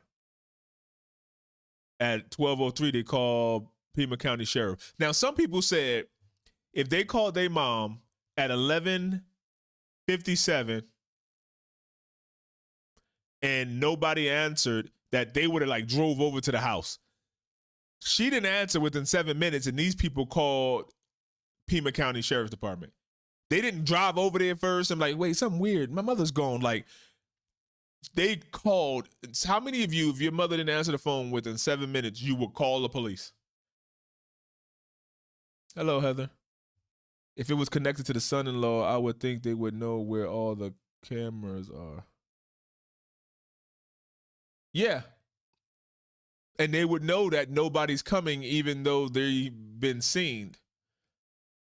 So it would help them. Okay, we're going to go and kidnap or kill my mother-in-law. And like, it don't matter if you, the whole purpose of not getting, wanting to get picked up by the camera because you think it's going to alert somebody, and they're going to wake up in the middle of the night and look at their phone and be like, what the hell? Who's outside? They knew that wasn't, this person knew that wasn't happening. They didn't see the camera and be like, oh my God, let me cover it. Hold on. Oh my God, I didn't expect this to be here. They were like, oh, that's interesting.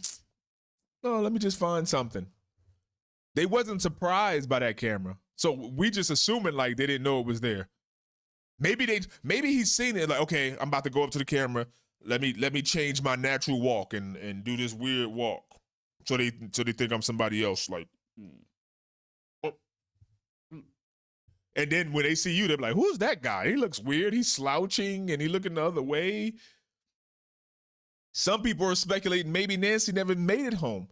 We wouldn't know. All they would have to do is take her phone home and the watch and put it in the house, and we just assume because they told us that they dropped her off at 9:50. That's the only thing that we know. They didn't call another Uber to drop her off like she came. It's almost like they wanted us to see her or have that extra person in between them. Like, oh, I dropped him off at the family house.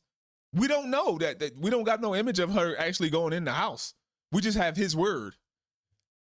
And then they're like, instead of calling her in the morning and like, hey, mom, make sure you're okay. They're like, wait, we got to wait till somebody else notice her missing. And when they got the call from whoever at the church that she wasn't there, they're like, oh, okay. Okay, call her one time. Like, it'd be weird if we just call the police straight away, right? Like, let's check on her. Okay, she didn't answer? Okay. Hello, 911. Yeah, my mama didn't answer. We called her. It's been 7 minutes. We think something happened to her.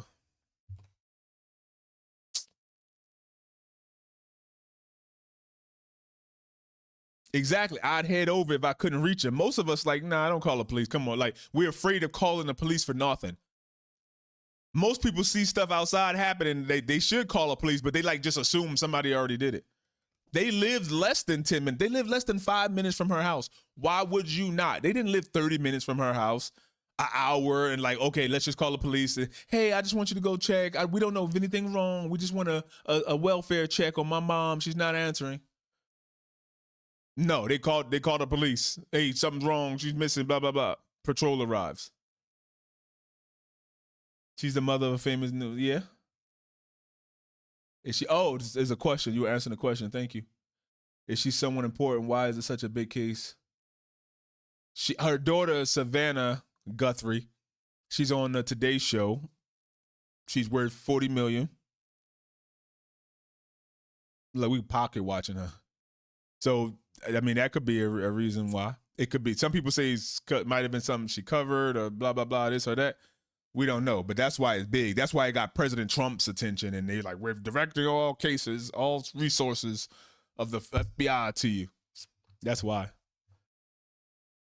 Only to report her missing by 12:15 p.m. And just after this Ring doorbell camera was filmed, Nancy's pacemaker stopped syncing with her Apple Watch and phone, indicating she was moved out of range, with drops of her blood trailing from the porch all the way down to her driveway and her meds left behind. The urgency is clear. SWAT teams, a bomb squad, and the FBI's hostage rescue team were all over Tucson, searching door to door, junkyards, bushes, and even a dry riverbed next to Annie and Tommaso's home. It raises questions about what might have happened right in their neighborhood. Adding to the odd layers, before the abduction, an investigator from Adult Protective Services left a card at Nancy's door. Their job is checking on exploitation or neglect of vulnerable adults, like Nancy's left a card. An investigator. It raises questions about what might have happened right in their neighborhood. Adding to the odd layers, before the abduction, an investigator from Adult Protective Services left a card at Nancy's door. Their job is checking on exploitation or neglect of vulnerable adults, like Nancy. So what prompted the Adult Protective Services to check on Nancy before she disappeared? That definitely raises some red flags. It's still unexplained, but it does point toward possible issues within the family. Maybe even hints of mistreatment of 84-year-old Nancy Guthrie. So consider this. On the night she disappeared, Annie and Tommaso made Nancy Uber to their home for dinner instead of driving to pick her up themselves. And Tommaso, the last person to see her, said he watched from his car as she went into the garage. But Nancy is fairly immobile, so wouldn't it make more sense for him to help her inside the house? So why make your elderly mother Uber over in the first place? The details feel off. And since she supposedly entered through the garage and not the front door where the Ring doorbell camera would have captured her, it makes you wonder if Nancy ever made it back to her home at all. That's a great question right there. The last person to see her is Tommaso. The only reason why we know she returned home is Tommaso.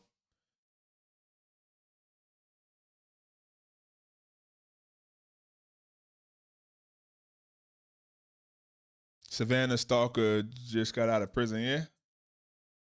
I mean, if he's a stalker, then he kill her, right? All those are possibility. The only weird thing is that they took this lady. If it's a stalker, if somebody that don't like her, then they kill her mother right on the wall with her blood. I see you, whatever. They took this lady and then started sending ransoms to news stations. And then don't forget the child like porn section, like the child pornography section of the FBI, like the investigation division, was also there at Annie's house. Like people, it was on the news. They brought like the big metal briefcase that like with the device in it, and they connect their phone to it and see anything that they deleted or who've been having contact with them and scrub all their data. Did something happen? Were they taking advantage of this mother? Because they were living the closest to her, so they were taking care of her. Were they using her? Somebody said Annie sold jewelry and he was a teacher. That's a modest salary. They just bought a $600,000 home. Did Savannah cut them off for a little bit or wasn't supporting them? Are they in the mother's will?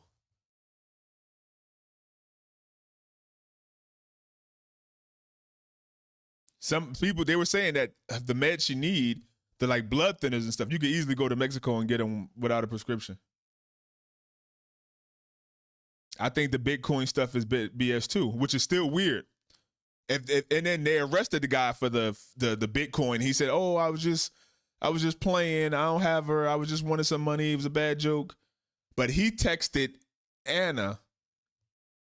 Like, how did he get her phone number? And like he said, Tomas and the bandmates scrubbed all their social media. The guy that they arrested for the fake ransom, he had no social media either. The only thing he had was a page up for making music, rock music, just like Tommaso. Like, who even plays with that? Like, you think that if you send in a fake ransom that like, oh, I just woke up, you know what? I think I need some money. Let me send in a fake ransom to the FBI. You don't think they're going to trace that back? You just think you're going to just go scot-free? I don't want to think that she's no longer living. I think if it's the son and the bandmates, I think she's living. If this is truly a random person, then she's probably not living.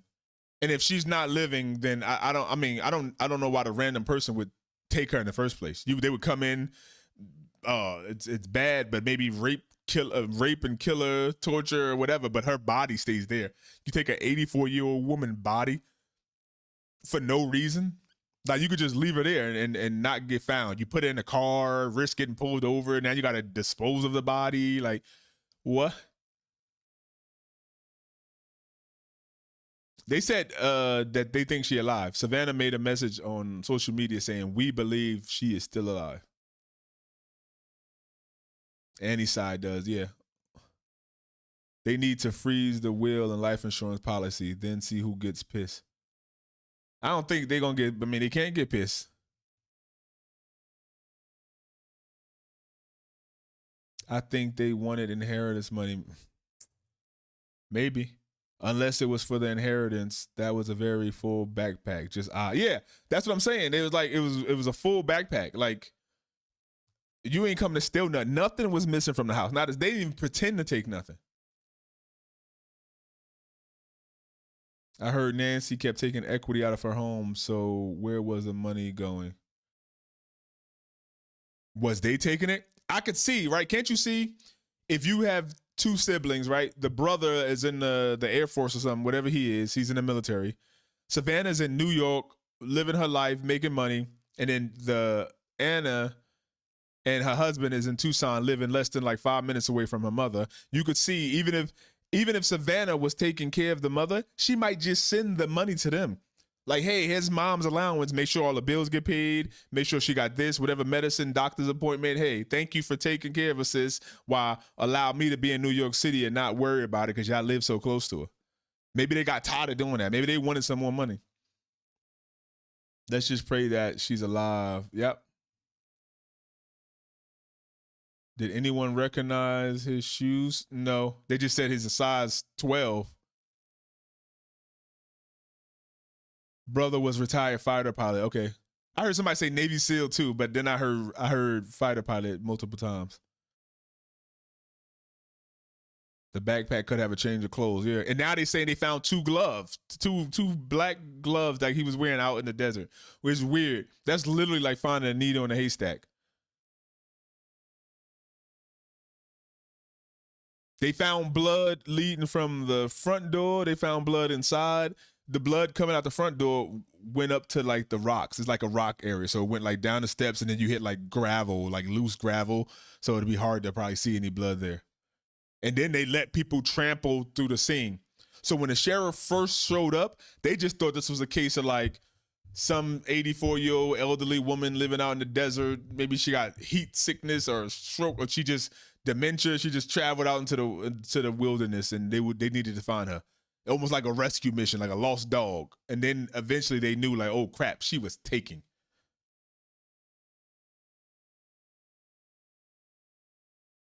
I thought when people kill, it's usually someone they know. Yep. is usually 99% of the time it's somebody they know or met in life.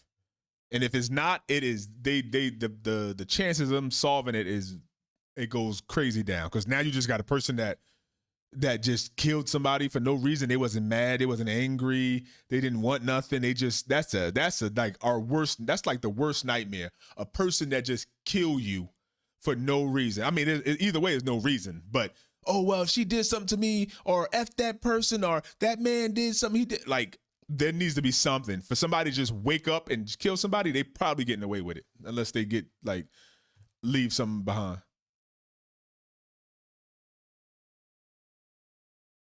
I think so too. Maybe even if the bandmates did it, and Tommaso like, okay, we're gonna get this money. She loved her mother. We could get $6 million. We can split it 3 ways. We good. But nobody could have suspected that President Trump was going to bring in the FBI, basically. Make it impossible. And then the guy has said, like, Sheriff Nanos in the Pima County, like, he think, like, he's better than the FBI. He got an ego, and he wanted to do it instead of just calling the FBI in immediately. But once President Trump said that, then, like, it almost forced his hand. Like, he had to, like, damn, the president put this much spotlight on this. Now I have to, like, work with the FBI. I can't look like I'm not. First 48, day 11. Or something happened at Annie's place that kept her from leaving. That could explain why the FBI is searching so intensely around Annie and Tommaso's home. But here's another twist from X-users. Many believe they can see in the footage that the front door was jammed open, and Nancy's door had a security gate on it. So how were the perps able to enter the home so easily without forcing it? And it appeared that the person who entered the patio door seemed to know there was a Ring camera there, because he appeared to duck his head when approaching it. This has led a lot of people to think this was an inside job, or possibly even a staged kidnapping, especially with these family oddities piling up. But with Carlos cleared for now, speculation online is rife. Some even wonder if this was a planned burglary or fake kidnapping that went wrong, tying back to Tommaso and Dominic's absences. Authorities That's crazy. Yeah, and we cannot. This lady was 84-year-old with heart problems. We cannot rule out the fact that these people bust in her door and she just unforeseen, they had no idea. She just went to the upper room right there. Like, it's a chance that she's seen these men busting in her door or walking in her door, and they woke her up, and she's like, ha, and it just, boom, boom, it just done. She just went to the other side right there. And they like, oh my God, we need to take her body, and like, I mean, they could have walked out, but now it's like, it's not all for nothing. The family is cooperating, and no one in the Guthrie circle is a suspect, but these details keep the questions coming. Reporter Ashley Banfield with insider knowledge said from the get-go that the son-in-law was a prime suspect, as she had insider knowledge from a source in law enforcement. In my opinion, the release of Carlos shifts the focus, but these reports about Tommaso and Dominic's disappearances, like, hold on, I'm just gonna go back so you can see. Look, this is shoes right here.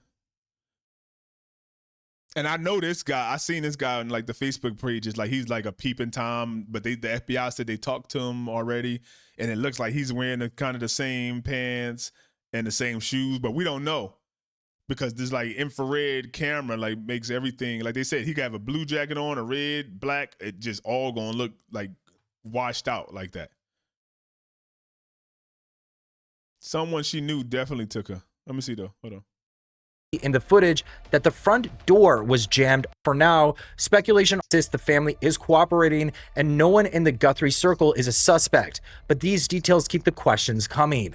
Reporter Ashley Banfield with insider knowledge said from the get-go that the son-in-law was a prime suspect, as she had insider knowledge from a source in law enforcement. In my opinion, the release of Carlos shifts the focus, but these reports about Tommaso and Dominic's disappearances, the deleted band page, and police swarming a bandmate's home feel like the real meat of this update. It's bizarre how the band's dark bio and Dominic's criminal past align with the timing, though it could all just be one major coincidence. Could Dominic have been hired to execute this crime, given his history with burglary and robbery? The specific footage request around Annie and Tommaso's place suggests investigators are double-checking the family's timeline. No, the door wasn't broken open. There was no forced entry. No forced entry. It was just open.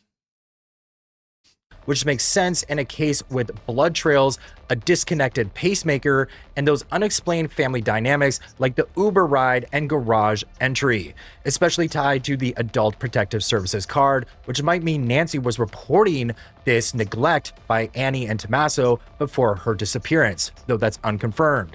Also, unconfirmed rumors swirling on X and social media claim Tommaso had significant gambling debts, possibly even millions owed to a Mexican casino, which could have made him desperate for money from Savannah's $50 million fortune and led him to hire a friend like Dominic to pull this off. But these are just viral speculations without official backing. Nancy's need for daily meds adds heartbreaking pressure. After 10 days, every lead matters. So I hope these angles are seriously considered, leading to a breakthrough soon. The family deserves answers, and Nancy needs to be brought home safe. Authorities need to keep pushing. Hell yeah. It's like, and that's why they need that money. So like, it's a chance that she is still out there. I don't know why. I just like, I think she's still out. Like, I feel like she could come home. Like, I don't know.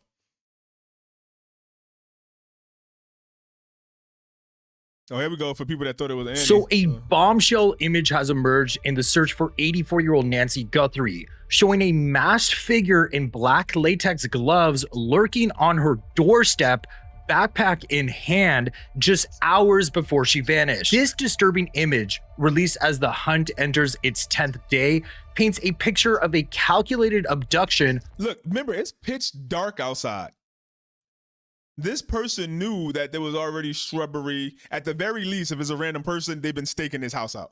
Right at her home in Tucson, Arizona. So I'm Joseph Morris, and don't forget to like and subscribe. And it's leaving the door open when you didn't even use the door. So who left her door open? She didn't even go out that way.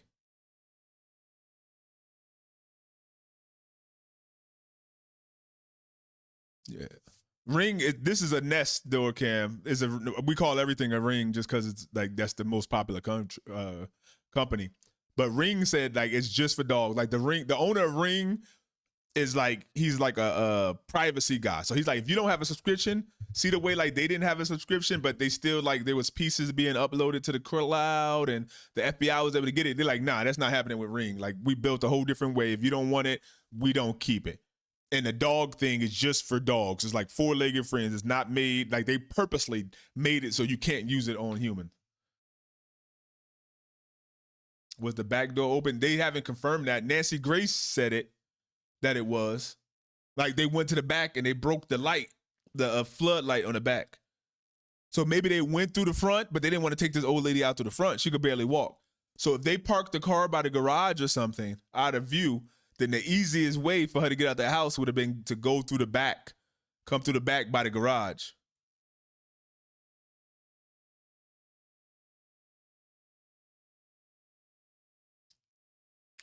Or someone was pulling up a lot of money or equity. Someone then called. Yeah, it might have been something simple. It might have, she went to somebody else's house to watch these church stuff.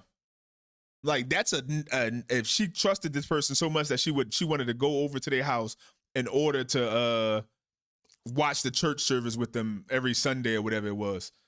Like they could just be talking about something like, oh, they did what? Hold on, they asked you for how much again? Are you sure you're gonna get? Yeah, I'm gonna give it to whatever. And that person might have just, I'm gonna call and all you gotta do is make an anonymous tip. You could make it anonymously. Hey, this old elderly lady, this child, whatever is being hurt. And they're gonna go see it. Yeah, the blood at front door. Probably in Mexico. That's what everybody said. Let's dive right into this major update. On Tuesday, which is today, authorities unveiled these eerie photos captured by Nancy's security system. Last figure in the photos could be Tommaso, Nancy's son-in-law. And News Nation host Ashley Banfield has gone even further, naming Tommaso as a, quote, prime suspect, end quote, on her YouTube show. So Tommaso is married to Annie, and some observers point out that Annie seemed peculiar in the family's update videos, her demeanor raising eyebrows amid the stress. So what do you think? So Heather, yeah, I know what you're talking about. I have a Ring too, and you could like sign up, and it's like your neighbors. It's like a Facebook almost for the Ring, like a community. But the Ring, they on the news, they had the Ring CEO. So basically, during the Super Bowl, they released this new feature, and they're finding like one dog a day, like it's being rolled out. It's not big anymore, but you can opt into it, and they literally use AI. Like if your dog goes missing, you could upload like the picture or whatever of your pet, and then they could like everybody else that's opt into it too, they'll start searching, and then basically if the dog go in front of somebody's house or walk down the street, they will send an alert to that person at that home, Ring, say, hey, we think this dog that passed you earlier is a missing dog. Do you mind if we send this information to the owner? And then they will. So it's brand new. It was like a Super Bowl commercial.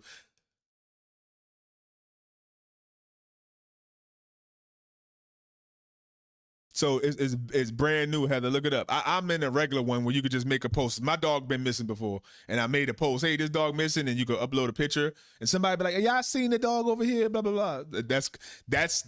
That's Ice Age. Yeah, they talking about some new shit that's about to come out. Yeah, there's no street. Like they literally have rules in the Catalina foothills and some Tucson areas about light pollution.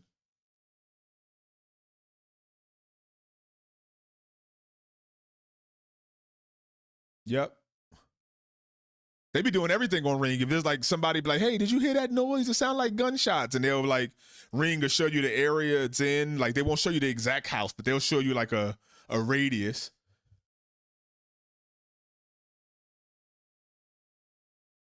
Tommaso, power of attorney or last will, both. I mean, let's listen to this. Family ties be hiding something darker here? And does that guy look anything like Tommaso? Drop your thoughts in the comments. One person wrote, looks like it could be a female, not so much body, but in the eyes. And I have to kind of agree with that. I mean, when you look at the eyes kind of close up here, you do actually see that the eyebrows kind of look a bit tweezed.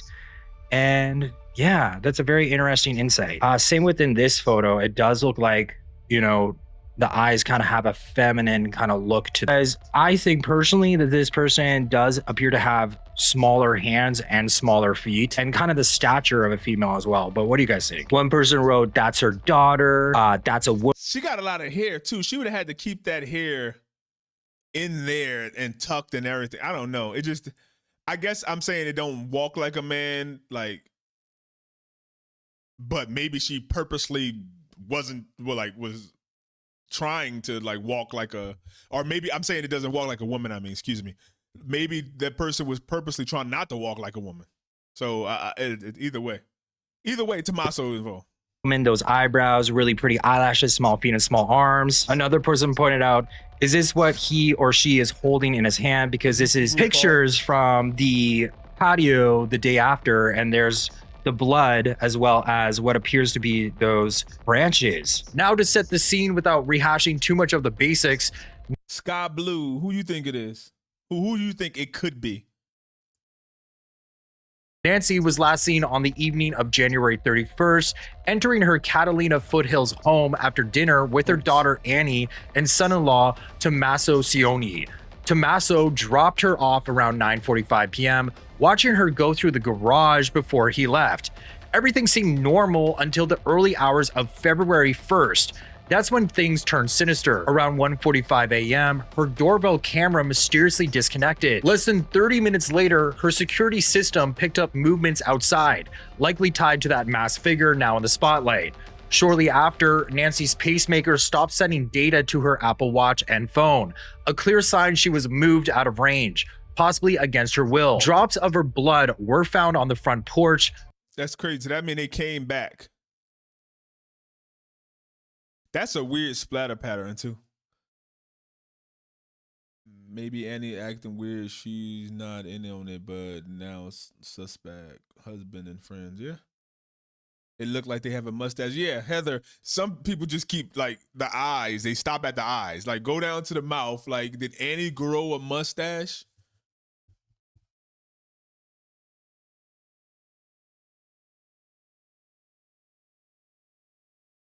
which is kind of messed up. He watched her walk to the garage. Confirmed through DNA testing, adding to the urgency. By mid-morning on February 1st, around 11:10 a.m., Annie and Tommaso realized something was wrong when Nancy didn't show up to her usual virtual church service. A family source now shares a fresh detail on this. Nancy typically joined friends to watch a broadcast from a New York City church that her daughter, 55-year-old Savannah Guthrie, attends in person. They rotated hosting at each other's houses for these gatherings. When Nancy didn't arrive to join her unidentified friends that morning, alarms went off, leading Annie and Tommaso to check on her and report her missing to police by 12:15 p.m. Her phone, wallet, vital daily medications, and car were all still at the house, which sits on a large unlit lot, which is perfect cover for someone slipping in unnoticed. Look at that. Look at that house. They gave a height. It was, what was it? Between 5'9" and 5'11", about 230 pounds, and foot size around 12, based on their feet, like compared to the towel on the floor.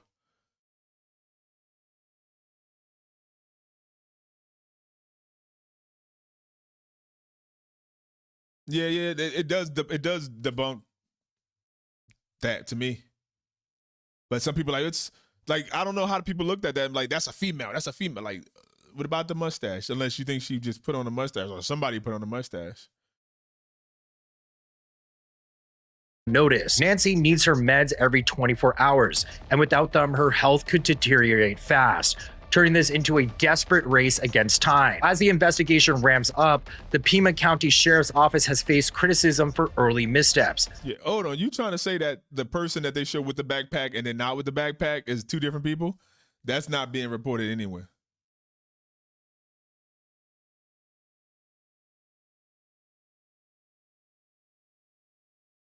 Maybe it's hit her on the head when she was unlocking the door.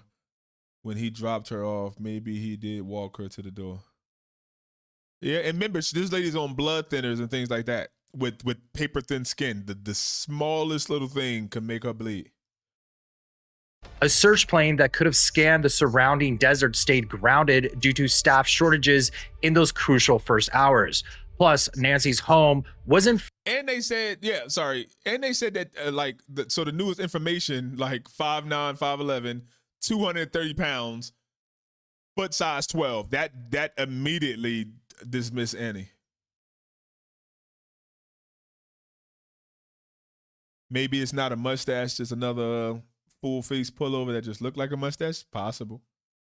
And none of that. If you think about all that is weird to have, and then you just go in the desert and throw 2 gloves away for the FBI to find. That's just weird to take so much precaution and then just forget it. But I guess that's what criminals do. Like, it only take one break in a link to get caught. Like, so maybe that's just being a criminal. Like, they don't think through. If they really thought it through, I guess they wouldn't have committed the crime, right? She might have tried to break free when she realized they were taking her away through the door, hence the blood, yeah? They said it in your last video that it may be 2 different people in the next clip. I heard them mention it. Oh, I think they said, maybe they did say that. But what I heard was they're basically saying they don't know what happened. Like, they don't know if that image without the backpack is before or after. So it could either be they walked up, looked, and then came back. It went and got it and then came back. Or they got her, abducted her, took her to the car, and took off the stuff, the backpack, and then came back.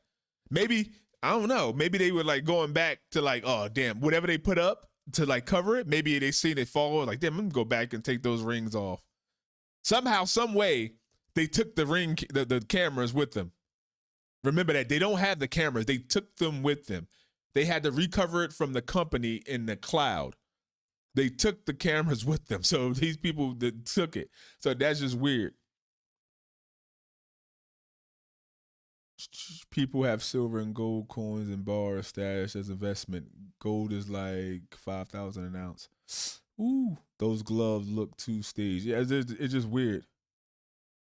They tossed the gloves to frame someone. They said it might have been a searcher's glove out of back pocket. Probably. That makes more sense. They're going based on approximate size, based on footage. They could have been wearing many layers and size up the shoes. Not saying it's a woman, but a thinner man. Yeah. Especially they think if it's the daughter and the son, then there's no telling that it's endless the things that they could have did. Maybe they took the camera out. Yeah, they don't know. Or maybe they do know, they're just not telling us. So when they say they don't know, maybe they do know. Maybe they have the image of Nancy getting dragged out of that house and they just like, why are we showing the public this? We already showed him before he entered. Like, you could clearly see him. Like, us showing his back or him carrying his old lady out or him hitting her when she, like, what is that going to prove to show us that? Told you the daughter with alligator tears had something to do with it. Their eyes do look like a woman done eyebrows. Yeah. On the lashes, she could have hit the head to hair easily, a small shoe. Black gloves, maybe OJ. The wife, Tomas knows OJ strikes again. Yeah. OJ getting sloppier. He left one glove. He ain't learned his lesson. Now he got an image of, he can't even say if the gloves don't fit. They obviously fit. Fully secured right away. Deputies set up cordons for searches, but then just left, raising fears of contaminated evidence that might hinder any future prosecution. So shifting to the ransom demands, notes sent to multiple news outlets last week set an initial deadline for Thursday evening, followed by a final one on Monday for $6 million in Bitcoin. These notes reference specific damage to Nancy's home and the placement of a possession. Details not public, hinting at insider knowledge. The damage, they said, hey, we damaged the outside floodlight in the back and we left her Apple Watch in a certain location. We don't know. But if you get a ransom note, send me 6 million Bitcoin. I broke broke her floodlight and I put the Apple Watch in the freezer. Like, then they know, like, okay, only the person that did this could have known that they put the Apple Watch in the freezer.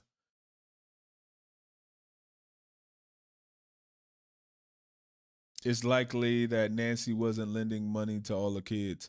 There was a struggle at the door, not just her opening the door. Blood splatter seems why. But they didn't struggle opening the door. That's the thing. That'd be crazy if like they were having crazy money problems and Savannah don't even got the money to pay. But it's unclear if these ransom notes are legitimate. The family took them seriously, yet negotiations stalled when a mentioned digital wallet, which was the Bitcoin wallet, stayed empty. So the family, as of today, did not pay that ransom. The alleged kidnappers claimed they'd return Nancy to Tucson within 12 hours of payment, but after Monday's deadline passed without word, the FBI stepped in, leading all aspects of the probe, including the notes. So no continued communication with suspected kidnappers has been reported, leaving everyone in limbo. Savannah and her siblings, Annie and Cameron, have been pleading for leads, with Savannah posting a heartfelt video on social media, calling this their family's nightmare and begging for any information. The search intensified on Friday when forensics teams returned to Nancy's home for a third time, hauling away a car from her garage and a camera from her roof. Earlier that day, Sheriff Chris Nanos told NBC News he believes Nancy is still alive, offering a glimmer of hope amid his earlier warnings about time running out. And look, that's them checking the what do you call it, like the sewer, whatever they call it. But that's another thing. They were the police were so sloppy, the sheriff, they just let people in there like within like an hour, like blood on the pavement and everything. They just let this, like, just open up the crime scene back to the family and everything. And they didn't even check the top of the roof. The FBI checked the top of the roof and it was like a camera up there. We don't know what they got from that camera, but I'm like, nobody knew that camera was up there. Like, to say, hey, police, did you get that camera? Like, nobody, like Tommaso, Anna, Savannah, like they didn't say, hey, you got all the camera. Yeah, they like, hey, the Ring camera's missing. Okay, cool. Did you get the camera from in back of the house, like the guest house, like the roof? Or maybe they did, and that's what they went to look for or something. But it's just weird that it took so long, like day 3, until they got that camera. Other developments add layers of intrigue, like footage from Sunday showing officials probing a septic tank at the back of the property with a long pole, and reports of a vehicle of interest spotted at a local Circle K convenience store. So despite all this, the sheriff's office insists they have no suspects, and little new info has surfaced since last week. The FBI's involvement signals a broader net, but with Nancy's health issues and no meds in sight, every day counts. So in my opinion, this case feels like a puzzle with too many missing pieces. From the masked intruder's bold appearance to the unverified ransom notes and those investigative slip-ups, but the focus on family members like Tommaso, fueled by media and online chatter, risks overshadowing real leads here. After all, abductions often point to strangers exploiting isolation, like Nancy's dimly lit streets. Still, it's crazy. It's like no matter which way you look at it, it's just weird. And then don't forget the FBI sent $300. Right, that's how they got like that wrong guy. They sent $300 to the Bitcoin wallet, because it turns out you can trace the Bitcoin wallet. If you know the precise amount that was sent and the time, they have access to all the the receipt, the blockchain, which is the receipt. Every time you make a transaction, they make a log. This person send money to this wallet, and this person got or don't say the names, but they were able to take that and say, okay, we sent $300 at whatever time at 1:00 from Agent John Smith. And they were able to go get a warrant to Coinbase or whatever Bitcoin wallet they use, and was like, hey, we need the person that has this wallet. We trace this back to your Coinbase. They're keeping a wallet here. And they're like, okay, which one? We got a lot. People make millions of transactions. No, we want the one that was sent from John Smith for $300 at this time. Okay, boo, that went to this wallet. And then somehow maybe that wallet linked back to that Hispanic kid, that Carlos Jr., who first of all, they were showing his father at first, an old Mexican man that lives in Tucson. They were showing him because that's Carlos Sr., who's a registered sex offender, by the way, too. So that's a whole other side note. His father is a registered sex offender in Tucson, but that has nothing to do with this case so far. Yeah, we're not going to watch that. Listen, Cave Dwellers. Thank y'all for everything, Bronx. FBI has access to military-grade tech, yeah? Tomas and friends to know they are on to them. Maybe they... Yeah, I agree, too. Maybe they like if it's 3 of them, maybe 2 of them are around, but they don't know where Nancy is. So it's one of those cases, we could pick them up, then she's just going to die somewhere. Maybe they need to know where all of them are. And they're just waiting. Okay, we know they're keeping her alive. We're just waiting till we actually know where they're at. He don't know. Carlos don't know how they connected it to her. He could. He delivers stuff, basically Amazon, so he could have. I don't see how they looked at him and said, he looked like these images. I just don't see it. Could be the landscaper, could have been anybody. But I don't know, all those people, are you taking, now the landscape, if she just died, yeah. But taking her and putting her somewhere, that takes more than one person, unless you're just going to disappear off the face of the earth while you got this lady in here for 11 days. And somebody going to be like, damn, where's Michael at? You know what? Since that lady in Tucson went missing, he just been gone. And he kind of does look like that image. Boom, you got a tip. Gotta be someone she knows.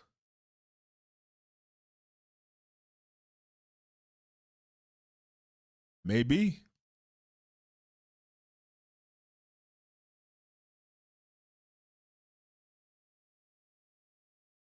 How soon did the first ransom note come in?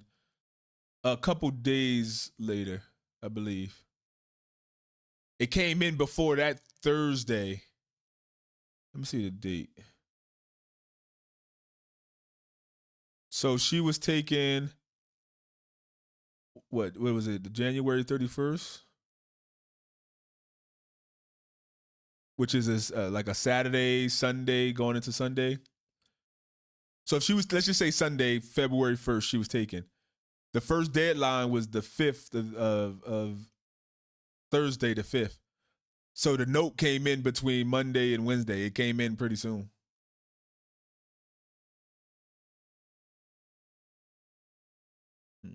Why would someone reach out to TMZ first before the local news?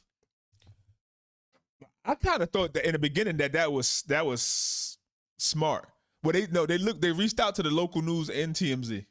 They reached out to two stations. It's only like 2 stations in Tucson, so like I don't know. That like Harvey from TMZ was like, well, they know that this person is probably local to Tucson because they send to the local news station. I mean, I guess if it was a bigger city like a New York or California and they called into a specific place, but they ain't got that many choices in Tucson.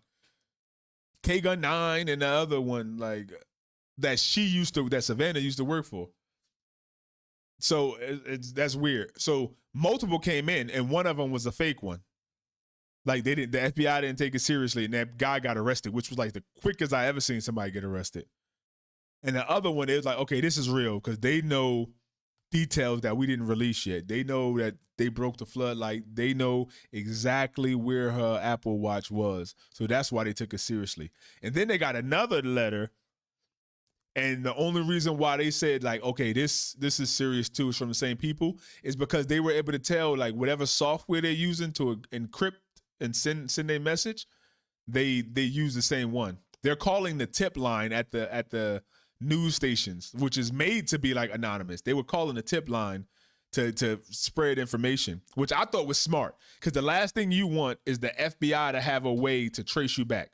If you give them like a WhatsApp or like a burner phone, like, hey, FBI, send me the money. This is the way we having a contact, like an email. Like, what way can you send the FBI that they can contact you that they wouldn't be able to like reverse trace back to you somehow? Somebody said like they can easily get those meds in Mexico, and they're not that far.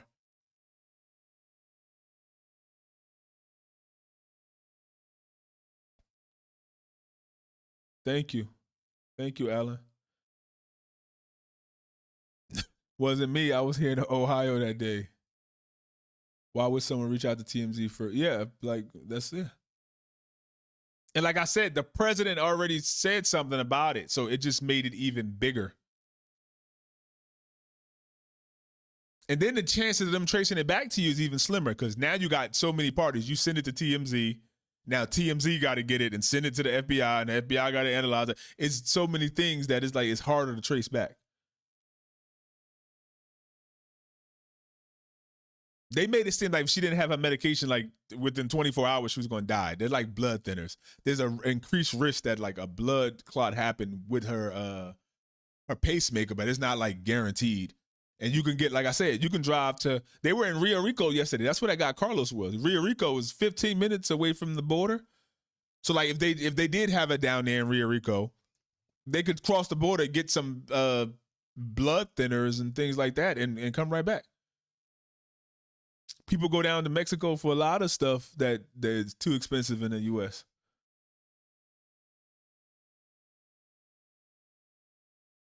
And I agree with all you. They should definitely up the reward. I don't know why they wouldn't. If you're willing to give $6 million in Bitcoin to these people, you telling me you ain't $1 million. $1 million from my mama, cash from me. Savannah say it, not the FBI. Savannah say it. It would be a miracle if she was still alive. I agree. But why would they give proof of life? Which make me think, so after they asked for proof of life, I think something happened. Because they like, oh, we'll send the money. We just want proof of life. And then the next video we got from them was, we understand, we will pay. It sounded like they got a message like, who the hell are you talking to? This is not a negotiation. We told you you have to this deadline to get us the money. Yeah, this is not you don't get an insurance policy out of this. Send the money. You know how you know we got her? Is because she's missing. You might be paying for a body. You might be paying for a live woman. It doesn't matter. If you want to see your mother again, send this money. Who you talking to? That's probably like an FBI thing too. Like, okay, we need them to attempt to send something, like a picture or something. How much metadata would that have? They send a picture through the internet. They have to download it upload it onto something, send it. Like, what could they send as proof of life?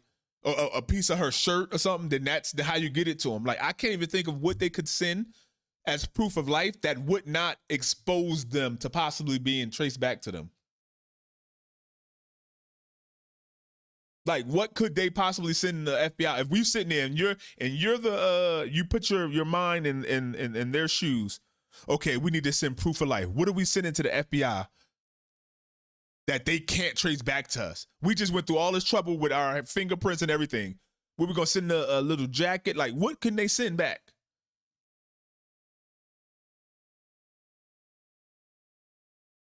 I think they got, like, who do you think you're talking to? Or maybe they send her something and say, hey, y'all took too long. This lady died. And then we get from Savannah, okay, we understand, but please basically send her body back so we can celebrate with her. Have a celebration of life, a repast, so we can bury my mother. We know she's dead now. Something happened. Maybe you guys never made it out the house, whatever. Just send back the body. I'm paying $6 million for my mother's body. The people involved aren't smart. They chose Bitcoin. If they know what they're doing, wouldn't have chose any crypto. Yeah, that crypto they were better off taking a chance of the FBI dropping a duffel bag off at a train station and like just trying to get away. Proof of you make a $6 million Bitcoin transaction. That shit, they're gonna trace that back. It might take even if you don't touch it for years. They're gonna get it. Proof of life would be a word she says to her kids. Could be. I don't know if you automatic. Maybe we should all just, like, you got kids, be like, hey, if I ever get kidnapped and you want to have a proof of life, I'm gonna say this: hocus pocus. Stay in school and be focused. Like, that's gonna be my riddle. If I don't say that, if they don't tell you I said that, they lying. They ain't got me or I'm dead. You gotta start being prepared like a fire drill.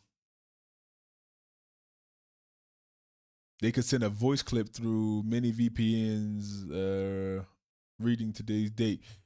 Yeah, they could, but once again, they send that. Now the FBI going to get all their technicians and everybody else to trace the VPNs back, or somehow listen to the voice clips and see if what they hear outside and isolate it. Oh wait, hold on, that's a train in the background. What is that?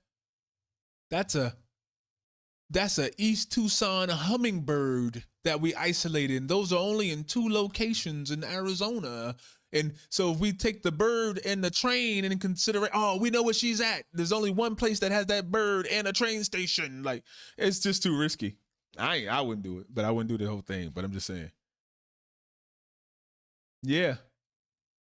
And they might have sent something. Now that you say that too, Goon, they might have said that, because that was specifically what they said in this age of AI. So maybe they had something. Right, maybe they got a body of her. Maybe they took a picture of her dead body and was able to make an AI image. Like, and they're like, wait, this look a little fake. We don't know.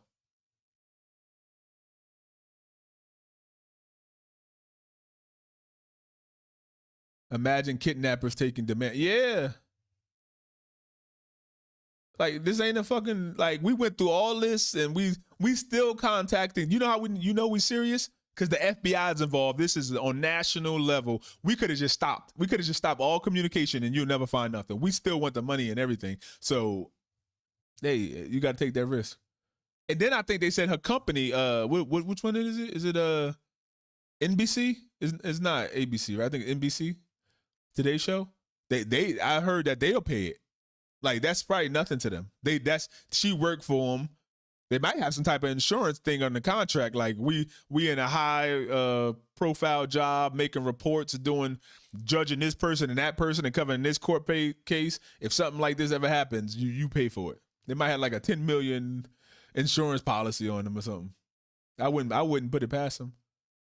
Like they say, like these rap labels have insurance policies on these drill rappers. Like, eventually y'all gonna die. Like, one of your ops gonna catch you, and we gonna get that money.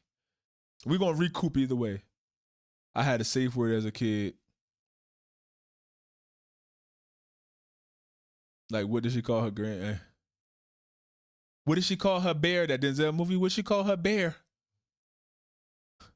Her Tracy bear. Denzel died at the end of that movie. He had to turn himself in. Look at Denzel. I just remember that movie. Denzel turned himself in for that little girl. Okay, so I listened to the scanner yesterday when the SWAT was moving in, and the local law enforcement said the 84-year-old we found earlier yesterday. I heard somebody said that. Then that might have been the 80-year-old that was also like airlifted to the hospital that they thought might have been Nancy, because like the SWAT team was in Rio Rigo at the same time. You think they would have a drone, Forrest? Like, you think they would have like a drone, like a infrared drone that just search and like could detect a body, or like a weird figure in the sand that looked like somebody dug up or something? NBC? Okay. Thank you. She did. I think either she did. I think Savannah's paying for the body. Let me see something.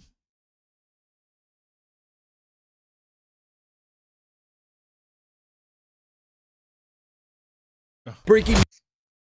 I seen something about the Bitcoin earlier. Let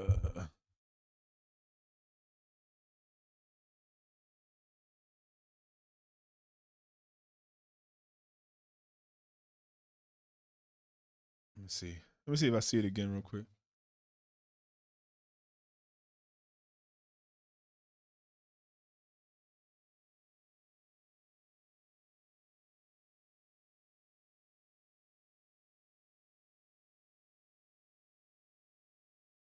I seen it, but it was like recently.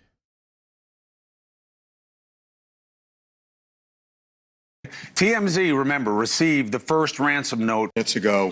For the first time, there was activity. I think that was the $300. The FBI sent the $300 transactions so you can trace it.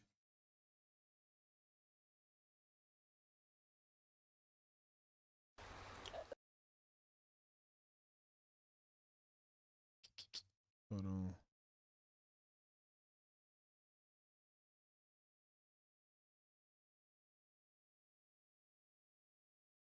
You tell me what you think is happening with the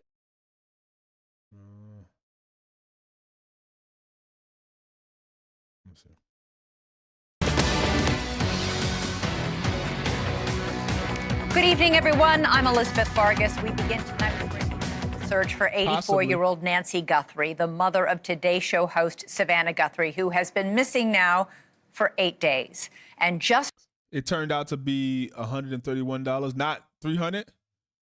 That's probably why Harvey on TMZ never confirmed it. They're like, it's $300. He's like, I don't feel comfortable confirming anything. seconds ago, a second deadline in an apparent ransom note passed. It reportedly demanded $6 million in Bitcoin by 5 p.m. Arizona time. We don't know whether the Guthrie family paid their mother's alleged captors. They put out a video over this weekend saying they were ready to. And today, in a brand new video released this afternoon, Savannah Guthrie begged the public for help, saying she and her family believe their mother is alive. So that's what we don't know. We don't know what happened between we will pay and then no payment. Unless they come out and say, actually, Savannah did pay and nothing happened. So we went full balls to the wall. She was taken and we don't know where. And we need your help.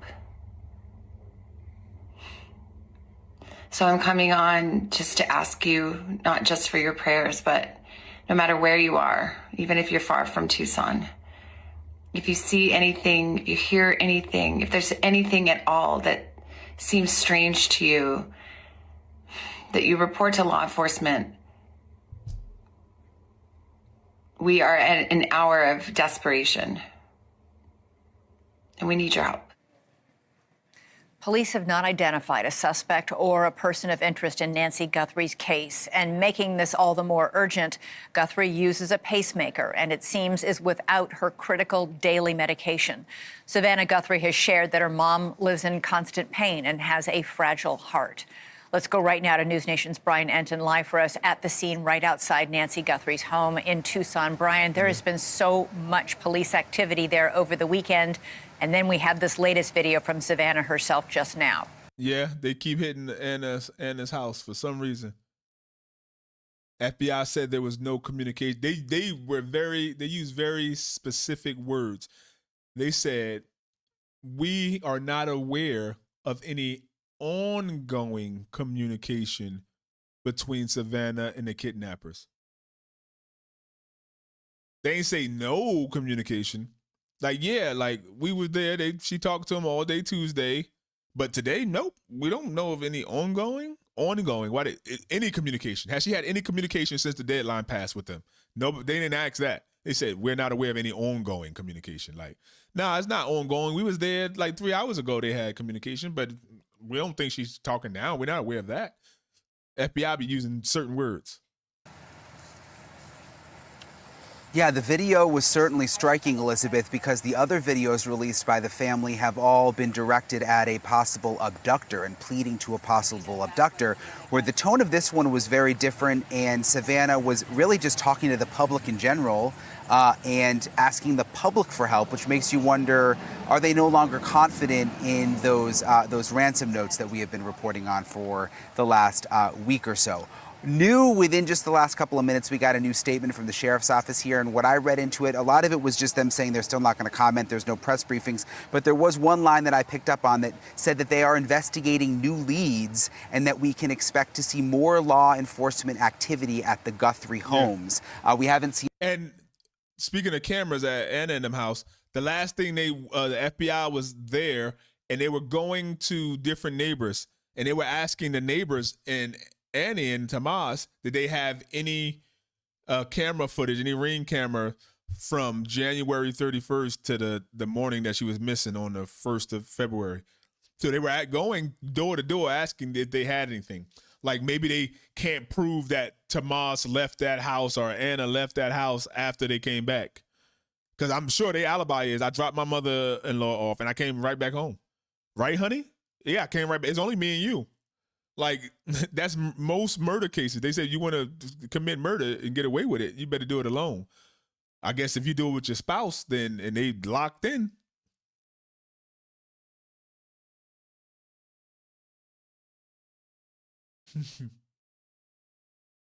Since when was that stated as fact? What? Which was stated?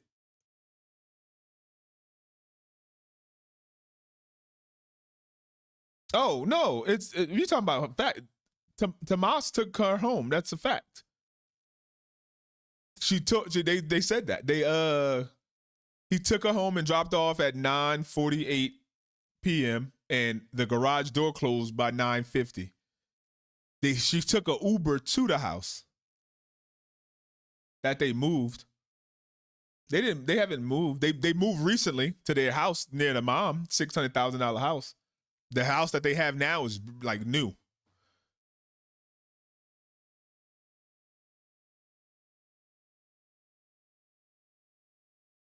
Yeah. That was for sure. Gone. Yeah. Yet here at Nancy's, there's nothing happening right now at Annie's, but perhaps that's going to change soon. You mentioned the weekend. It was very, very busy here over the weekend. Of course, Friday night we had the FBI search, the massive search here at Nancy's home. But then on Saturday night, sheriff's deputies showed up to Annie's home. And Annie is, of course, Nancy's other daughter, Savannah's sister. And I ran out there, and there were 3 deputies. They were collecting evidence. They had blue gloves on, and they went inside. They moved. They had a hotel. That's what they said. That's not confirmed, but they're saying that Tommaso and Anna are at a hotel, undisclosed hotel, because they're getting so much heat. They have private security in front of their house, like a private security guard in front of their house that the FBI go up to him and like, hey, we're FBI. And he just wave them in, which I could get, like, he's off of work. He's laid off, or not laid off, but suspended from, I don't call it suspended. I'm sure it's like a mutual thing, but he can't go to work right now as a teacher.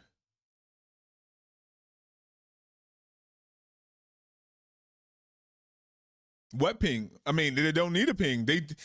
They saying they dropped her off and she went in the house at 10 o'clock, and then they ain't contact her again till 12 the next day, and they don't know nothing else. That's their alibi. And all it would take is for them to leave their cell phone home. Right? And if they leave their cell phone home and it's so dark and they walk from the house and they hiking gear and all the stuff, then how do you, I mean, it wouldn't matter.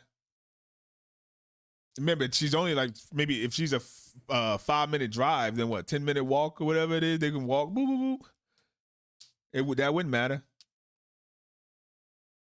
I think they did stay home for alibi. That's why the friend took Nancy. I think so too. Home. I mean, it don't take two of y'all to drop. I mean, they got a kid too, remember? So it don't take two of y'all to drop off somebody parent. Like, I mean, that happens every day, right? Okay, mom. Okay, I'm gonna drop off my mom. Hey, she came to visit. I'm gonna go drop off the mom. Like, it'd have been weird if Anna went in the middle of the night to drop off her mom, like by herself. I think Tomas got in some mess with cartel. They did say that he is not confirmed, but he might have been in debt with some casinos in Mexico.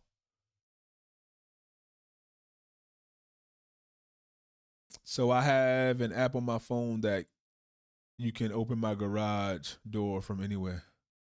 Hey, remember they said it was weird that it took her 2 minutes. Like, he stayed in the car and watched his elderly mother-in-law just walk.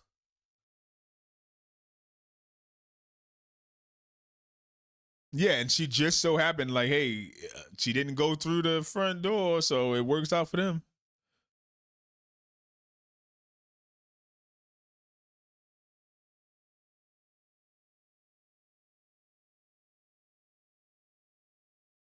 What significant other? What up, Detroit? But that's the only thing. It's like, it's not a confirmation. She didn't pass nothing. She didn't pass the ring cam. She didn't. You think they would have a ring cam looking at the garage?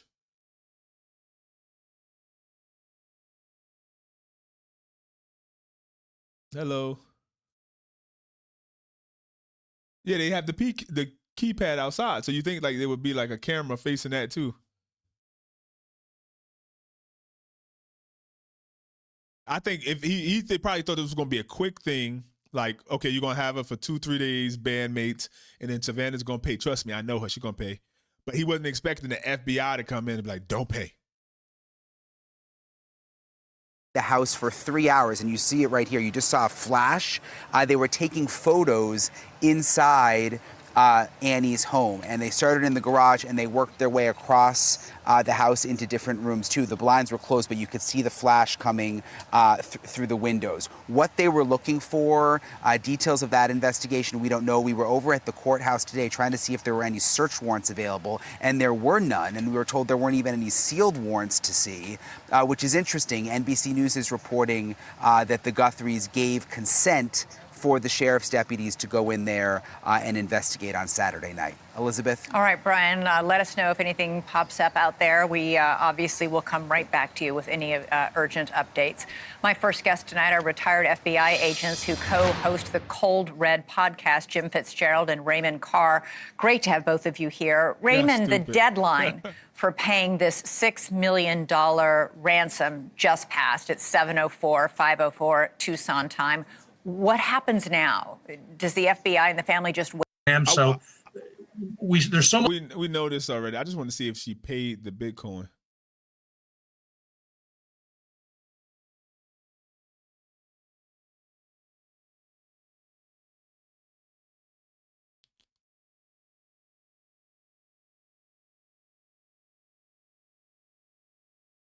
Let me see something. Scott Rouse has trained alongside the FBI, Secret Service, and U.S. military intelligence in behavior and body language. And Steve Wolf is a firearms expert, engineer, expert witness. Thank you both so much for coming on. Scott, I'll start with you. When you watch this video, what stands out to you about the person's behavior and body language? What I'm looking for in a situation like this are things that are missing. So the first thing I ask myself is what's missing. When we see him walk up, he walks up slow. So his gait is very small. It's a medium to small gait. This lets us know there's no stress. He's not in a hurry. And his head goes down after the camera comes on, he gets to the porch, that head goes down. But that's not turtling. It's not confirmed. We turtle when we're afraid of something. We're getting ready to shoplift, we're hiding in the crowd, something like that. Our head comes down, our shoulders come up, something that's called turtling because our brain says, we need to hide. We need to get ourselves smaller than this. I think he ducks his head because he's afraid he's going to be recognized by the camera. Now, even though normal robbers don't have that fear of being recognized, for some reason this guy's trying to hide his face as well with that thing. Then, this is a guy, this is a man. How do we know that? Because of the way he walks, the way he moves around. Women don't move like that. No, they don't. And then also, no, they don't.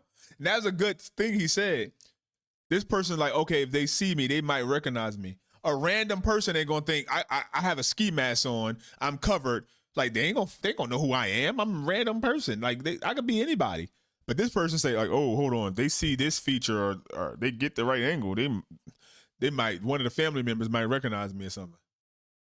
What's missing are threat checks. He's not doing threat checks. He's not looking around for trouble. He's not looking for passing cars, joggers, dog walkers. He doesn't look for threats outside of that porch. And the only time he looks for a threat is when he steps out and picks up those flowers or weeds or whatever they are, and he steps up to put them over the camera, which brings us to how smart he isn't, because he's not a problem solver. If he'd thought ahead of time, he would have thought there might be a camera there, or he may have known there was a camera there. I need to bring a piece of duct tape to stick over that. So he didn't think ahead. So I'm under the impression he didn't think ahead about some other little things ahead of time, that he didn't solve those problems. So there's probably a lot of stuff he left behind there as well. Plus the fact the backpack is full. That thing is full. So that could be a tarp. It could be extra clothes. Something he could change clothes when he gets in, so it doesn't look like the same person came as the same person leaving. There could be duct tape, zip ties. And since he's alone, and we know he's alone.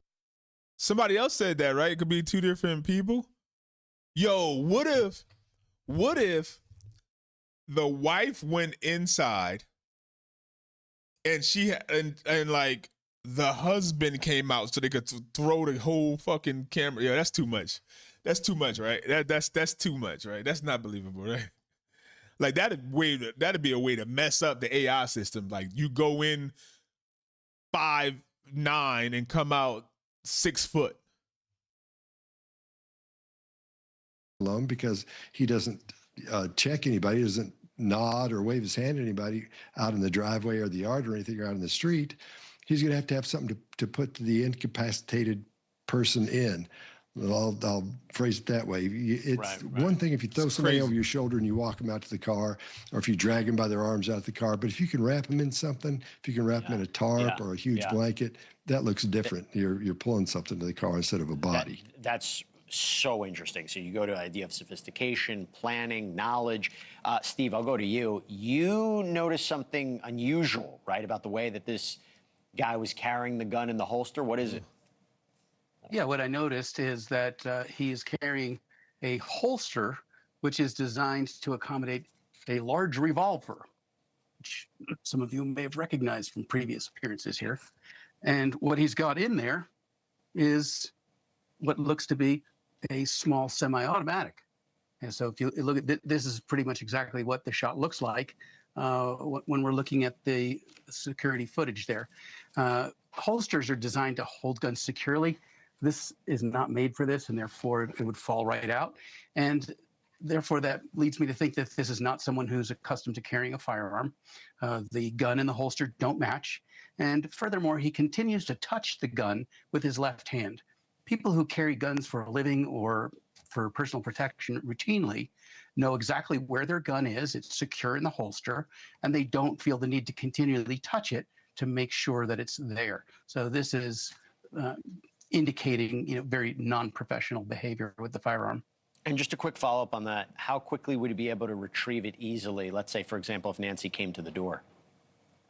he could retrieve it very quickly if in fact it's a real gun. The way he's wearing it right in front like that, you couldn't drive a car like that. Nobody carries a gun right in front of their crotch like that. You carry a gun, off to on your strong side hip. Facts. So it looks like it's there for intimidation, for show, and not necessarily something that he intended to use.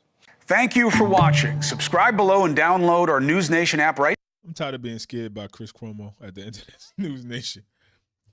I forget he's at the end of every time. Maybe just went in for a break-in and found her there. Nah. You don't take a gun to a break-in. And you don't just, no. I don't think anything's possible, but I don't think so, Lisa. If the buddy went through the front door and the second person came in through the back door, coulda. Mustache. The size of shoes are small and the eyes. They said the shoes based on the AI and stuff about 12 shoe, which is above normal. Nancy was 84. You don't need a crew to take a 84-year-old woman. That's true. I don't think if she answered the door and they got her voice saying it's me, I think that would have recorded on the ring. She wouldn't need to do that. You would think that they would know how to get in. But if they were able to tell that, hey, the garage closed at 9:50, that means that they had like the keypad or something that was giving this data. So they couldn't go through the keypad. They'd be like, hey, why did the garage open again at 1 something? Like that would have been suspicious. So they almost got to go through the front or the back door. But they know if they go through the back door that floodlight gonna cut on or something. I don't know. It's weird. Nancy's phone was left at her house. They left the phone and the Apple Watch at the house and disconnected the app on the Apple Watch from tracking her pacemaker. Shoe size is 12.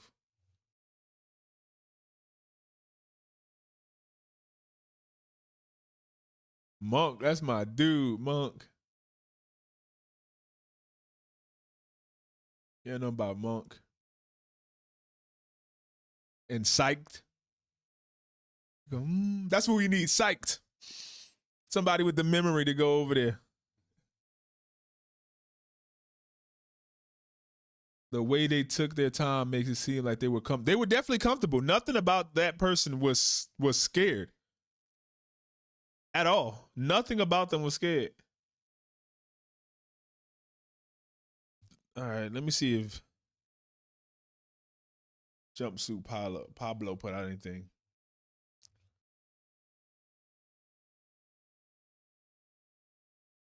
Nah. Let me take JLR. News. He was live this morning, but nothing. News. Sheriff, he says, vehicle, and then Pima County comes racing down there, and they scoop him up and put him in their vehicle. Then they go and bust in his house and start tearing it apart. He's talking about the guy that was wrongfully taken. Let me see. Credit card statements in the last year to find out if there has been any purchases of any attire or any stores that would sell attire like this, and kind of rule that out and just see, okay, well, what did you make purchase-wise with credit cards or online? They say the door was already open.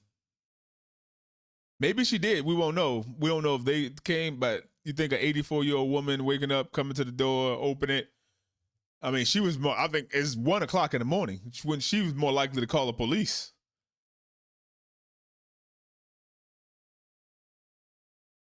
I watched every episode of both shows, but the floodlight could have been broken beforehand. Wonder if she took her phone to dinner or her watch. I think they probably would know that, right? Deliveries. Did you buy this jacket at Dick's Sporting Goods? Did you buy this ski mask at Walmart or Target? Where'd you get the gloves? Or any type of purchase. Or consensual searches for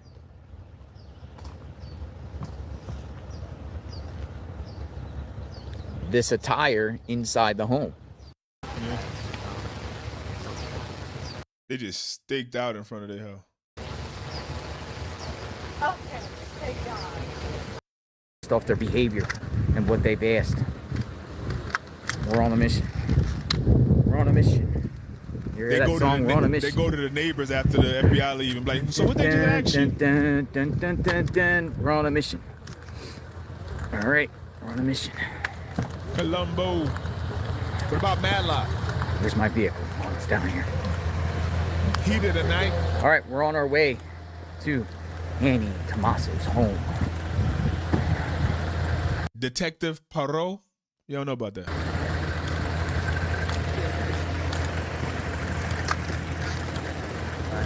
Strong feeling someone knows her who did it. Yeah, somebody know. See, we're all a collective here. They say there was no sign of forced entry. Did you get some more news?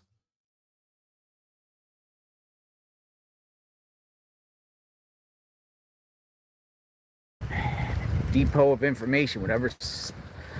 That's why every reporter out here brings something to the table. Be honest, everybody, because someone might be at a location where something's popping off, and that's where we get the information to go to somewhere, you know. JRL be everywhere. You know that one. My favorite one is Criminal Minds is the best show out there. And if you ain't watching Criminal Minds, then that's probably what brought all us here. The algorithm. She opened the door, man. It's obvious. That's not what they reported, but I mean, anything possible. That's all we're doing is speculating. Search along multiple roadways in the Catalina Foothill area related to Nancy Guthrie's investigation. If she did, they're not telling us that. We are asking the medium motorists to follow all traffic laws and to remain especially cautious when passing law enforcement personnel near the roadways. There's nothing new. Detective Olivia Benson and Stabler. R.I.P. Detective Munch, right?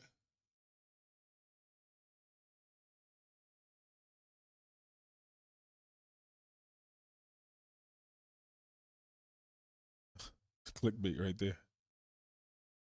It's a striking new image of the kidnapped suspect at the home of Savannah Guthrie's mom. It was created by internet sleuths using a technique called reverse infrared technology. Look at that. You know this guy. You know this guy.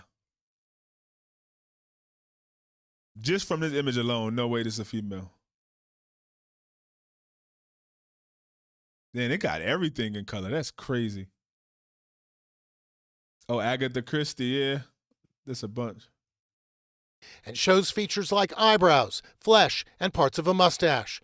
The FBI continues to harvest the 44-second video of the intruder for every possible clue. You can be sure that they are working on, if you will, a composite. Based on the eyes, based on the mouth, we do think we see a mustache. Perhaps there's a beard under that mask as well. Using the bricks on Nancy's front entrance as a guide, experts believe the suspect's height is 5'9" to 5'11". His weight up to 230 pounds. His shoes appear large, possibly a size 12, based on the size of the tiles.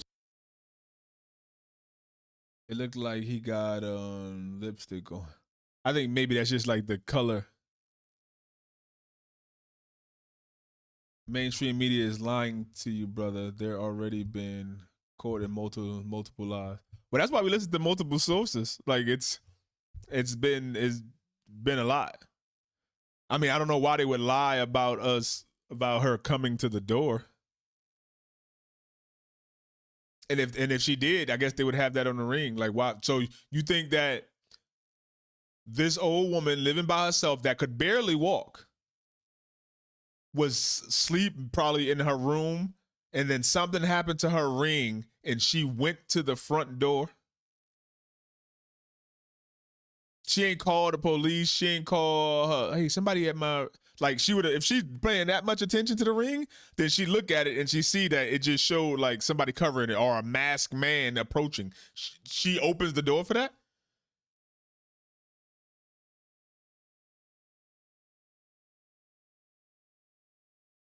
The sheriff. You watched the sheriff from the FBI original thing, press conference. They said there was no sign of forced entry and that it was blood from the whole house. They didn't say that she didn't come to the door.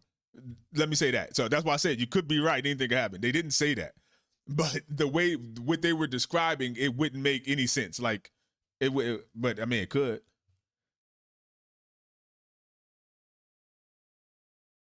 They didn't even have a Ring subscription. Good. So yeah, I think I mean, it's cool, but if we basically saying this lady made a crazy error. Like so she looked at her camera and at between 1:40 and 2 a.m. and seen that somebody covered her camera and she came to the door willingly.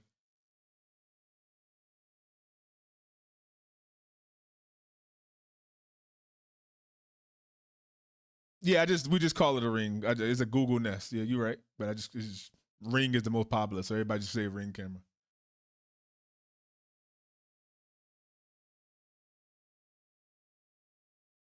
Hold on, let's see. I think they say it in the. Let's see if you mention it. Hold on. His clothes are also producing intriguing clues. That ski mask has unique stitching. Notice the seams around the eyes and mouth. It's just like this mask, which can be bought for $22. The holster isn't fancy at all. It's made of nylon and sells at sporting goods stores in Tucson, also for $22. Several firearms experts say he's armed with what appears to be a 9mm handgun, possibly a Glock. And those gloves are made of a synthetic rubber called nitrile. Nitrile gloves like these are often worn by plumbers and gas station employees because they don't disintegrate when they come in contact with oil and other chemicals. We bought a pack of 100 of these for just $10, and they look very similar to the ones worn by the intruder. And the flashlight he held in his mouth? We bought a similar one for $30. The backpack is also drawing a lot of attention. Internet sleuths say it may be an Ozark brand, which has similar straps and reflective bands. Unfortunately, the infrared video does not reveal color. Forensic video analyst Connor McCourt tells our Allison Hall. That jacket may appear gray in this video. It's not necessarily gray. Right. So with infrared cameras, black and white cameras, it can invert the color. And thank God it was a Nest cam, because we learned from Ring CEO that Nest will still send some images to the cloud if you don't have a subscription. But Ring specifically, he created it so that if you don't want your data kept and stored and you're not paying for it, then it doesn't. So he said if she had a Ring, that there would be nothing for them to go and find and get the IT people to go break it down. He said it would be nothing.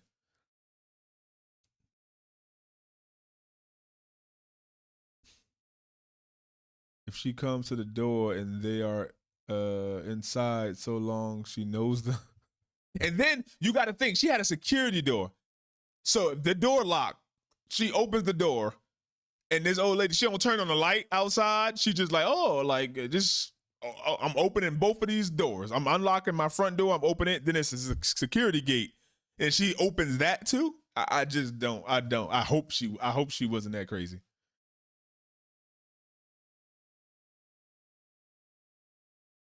The Nest was covered before Nancy could likely access the camera, or maybe she just didn't use it. Open the door, and that's crazy. I hope not, Gary. I hope not. Wisdom, you keep deleting your comments. If you misspell something, it's all right. We can still get it. We ain't that much of sticklers.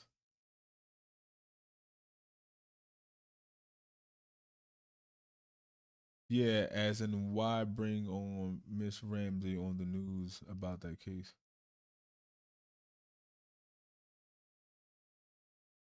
Oh, so much security, but left it unlocked.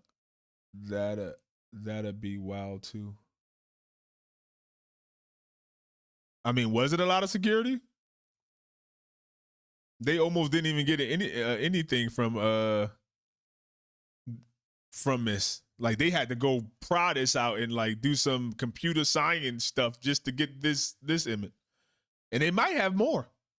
Maybe they got her coming to the door and him just got, wow, cracking her. But I mean, if you're going to risk that, then why not just break in the back door or something like?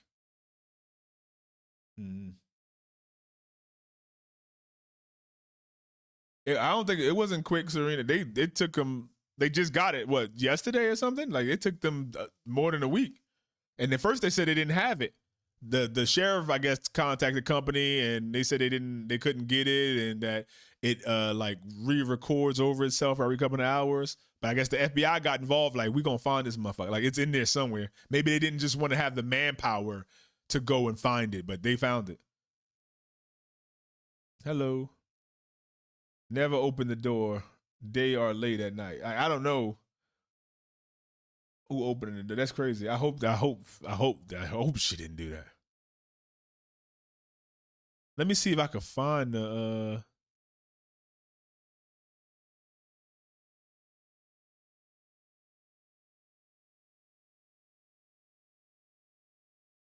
could be misdirection, yeah. So I want to get more perspective. I want to bring in the CEO of the National Center for Open and Unsolved Cases, cybersecurity analyst Morgan Wright, and also former FBI Special Agent Jennifer Coffendaver. I appreciate you both coming on. Morgan, I'll start with you. How soon before we get test results back on that glove? They're considering the notoriety this case has, they're moving heaven and earth right now. So it would depend on which laboratory they took it to, but suffice it to say, even if they had to go to Quantico because they wanted special equipment, that got flown out there, it's getting tested. So you might have something within 24 to 36 hours, I would say, and so on the glove, they're not just looking for DNA. There's things called epithelial evidence too, thin tissue with the skin. You're also looking for, was there any vegetation consistent with what was at Nancy's house that's not consistent with where the glove was found? And then the other thing, it was hard for me to see, but when you take gloves off, what do? You pull them off and turn them inside out. Was this glove turned inside out? Or was it just thrown on the road? Because, you're looking, it's either connected and it's legit, it's noise, it's just unrelated, or it's misdirection. I hate to say misdirection, but with some of the notes we've been getting and the latest one that the guy wanted $1 to, quote, rat the guy out. At this point, you have to put extra scrutiny on every piece of evidence you find. And I wonder that too. I said, if you ask the FBI that, hey, did she ever have a ring? A Nest, or I'm just gonna call it a ring subscription. And if she did, when was the last time it was paid? Because if it's like, oh, she had it for the last 2 years, but for some reason, just last month they just stopped paying it.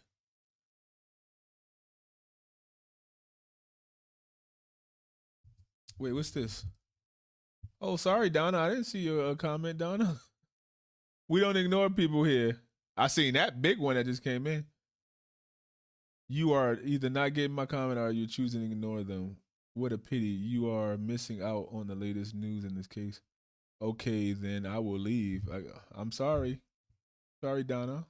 I didn't make you feel isolated.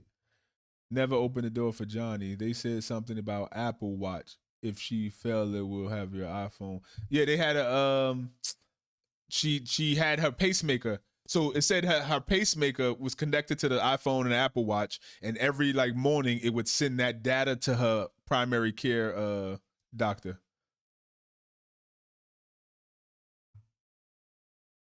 Yep, Ring does. It still alert you, give you the motion and everything.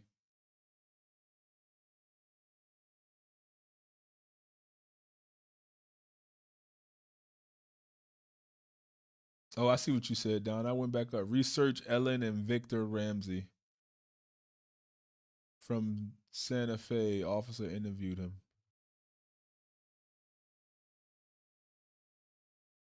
Made Donna mad. Plus, with Apple Watch, her heart had to be racing. Yeah.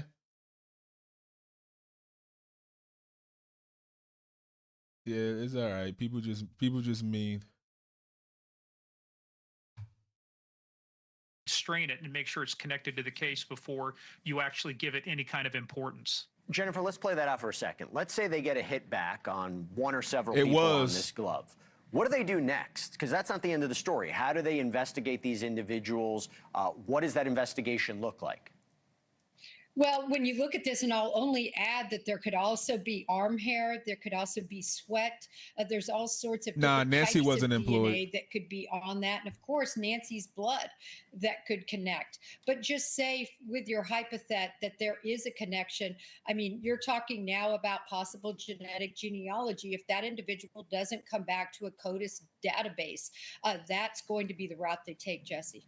By the way, Brian, I'm glad you're staying with us. I was getting rid of you too quickly. I have to ask you this question. I'm happy you're with me. Do you know if they searched those Catalina foothills before this? Because I'm wondering, right? Why are they finding the glove now? Okay, maybe they were looking for something after that video came out of the suspect. Have they been looking at those foothills before? Do you know? They have. They've had helicopters up. The deputies searched initially, but nothing like what we saw over the last 2 days. I mean, there was a cavalry of new FBI agents that arrived here in Tucson over the last 2 days, dozens and dozens of more agents. So the sense I get is they're putting those people to work searching areas again that they've already searched because they didn't do it thoroughly. They just didn't have enough people. No. It wasn't in the freezer. I use an example. I said there was multiple ransom notes, but the FBI was like, oh, we're going to listen to this ransom note because they knew where things were. They knew that they destroyed the outside light, and they knew where the Apple Watch was placed. We don't know what it is, but just an example. They were like, oh, we took her Apple Watch off and put it in the freezer or put it by her. I think they said Nancy Grayson was reporting that they said it was by the nightstand or somewhere, like it was somewhere very specific that the FBI was like, oh shit, they know this because they were part of it. Nancy, being elderly and with health issues, was probably asleep at the time. If there's no forced entry, the person may have had a key. If they had a key, where would they get it from? But family. Yep. I've been watching the underground board because I've been teaching the underground boards because there's a good bit of these types who think it's a great idea to talk about the crime they're about to do there. Oh, I'm sure. The retards there. It's like jail people talking over the phone. It says, hey, this is a recorded line, beep. And they're like, yo, you get that money? Like it's telling you it's a recorded phone call and y'all still talking about illegal activity over it. They weren't double gloved. There could be fingerprints, touch DNA inside, but it's almost looked at if they had other gloves, the leather ones under them. Yeah. They say that black nitro, but it's like it seemed like they had something under. Like it seemed big, like they had multiple on or something. Okay, I'm just questioning if they have her cell phone. They never address any text messages or calls, which usually is revealing in any ongoing situation. I meant searching. Oh yeah. I see what you mean. Gotcha. Initially. I mean, it's a massive area. Each house here is on 1 to 4 acres. So, like for example, at Nancy's house, they've searched around the house before, but they came back again today. I would imagine where they found the glove, they've probably had the helicopter up in that area before, but to actually do a ground search, I just don't think they had the resources before. And I appreciate you say that because I've seen in a number of cases before where a body can be found, where a piece of evidence can be found, even though it was searched one time, two times, it can be searched a third time, and something ultimately might be found, particularly in an area like this where it is so dark at night. Jennifer, I want to go back to you. I think there's been about, 18,000 tips that have come in since Nancy disappeared, about 4,000 tips since that video emerged. How on earth do authorities, do the FBI sort through something like this?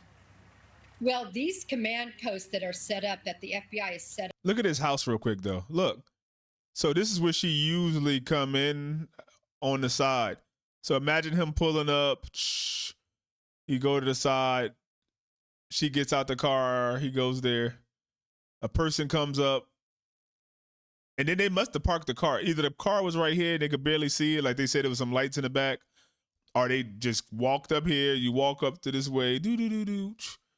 Right here in this walkway, you go inside the house and come back out this way. You drag this old lady here. Like, where's the car at? Like, the car wasn't here. It wasn't nowhere nearby. Like, you dragging this old lady out. I don't know if she could walk from there to a car far away if she wanted to.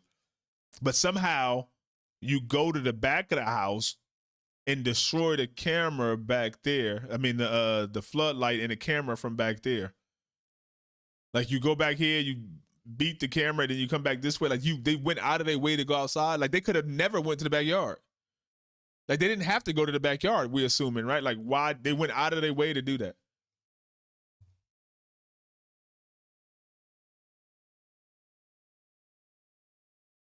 Yeah, I think they were layered too.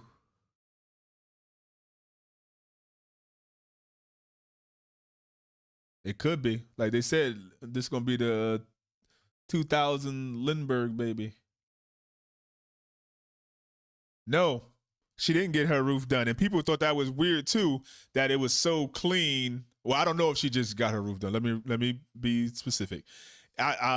People thought it was weird, like it was rain and stuff recently, and it was just like so clear. And remember, on this building over here, this connected building, they found a camera above there. And then I get it why Savannah, like it wasn't like Savannah got rich and then moved her mother into this house. Her mother had this house since Savannah was around 2 years old.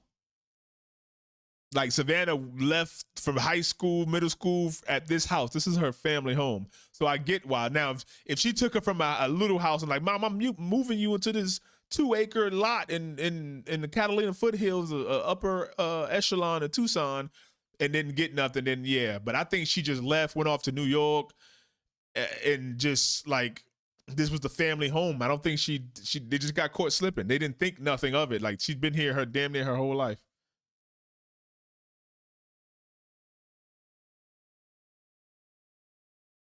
I wonder what they were doing, what they felt they even needed to hide. Why even cover the camera if it was just them getting in? Just don't look at it. I think they were doing something they felt the need to hide beside if it. And then, like, what's the name was saying, like, you had to believe that if you ring this doorbell, this old lady was going, like, if she see you, then, like, you got a mask on. She ain't opening the door. So you hit it. And then if they did, like, hey, Mom, it's me, like, hide it, then they would have, I'm sure they would have recorded her voice. They don't have cameras around the garage. If it was my mom, she would be sick. Man, if this was my mom, I'd have cameras in those cactuses. It'd be floodlights. If your car come within this thing, it'd be like, poof, poof. Like, it'd be like you was trying to escape Alcatraz. It'd light this motherfucker up. But she was part of the HOA, I believe. And if you is like the HOA around there is a choice. It's like, they said it was $60 a month, between $60 and $70. I forgot the price. And if you agreed to the HOA, you could build your house as big as you want, but it could only be 1 story. So any 2-story houses you see over there are not part of the HOA, which was interesting. So they're part of the HOA, and it's like, that's why it's all flat and laid out. It's about preserving the natural landscape and allowing the animals to like move. They got like javelinas and different things, like you could see in some of the videos. Like, they were very particular about not disturbing like natural stuff in it, like as much as they can. That's why all the houses still got all this vegetation, and not many got like crazy amount of gates and stuff.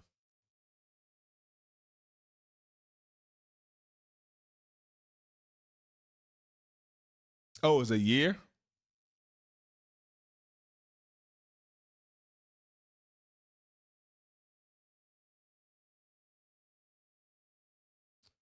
Asked for immunity. She retired from a pharmaceutical company, yeah, and the father died when Savannah was a senior in high school. Amateurs. Well, we don't know if there's footage of that. I think the FBI been had this footage, and they just waited to give it to us. But they say they didn't.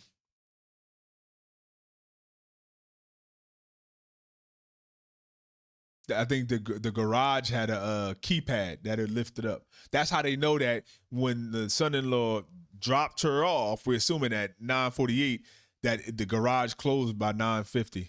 It's something on there that they know. if she couldn't walk far, did she have a wheelchair or a rolling walker? Did they use that to get her to the? She might have. I mean, she might have. They didn't say no, but I don't know. I never heard nobody ask her that question.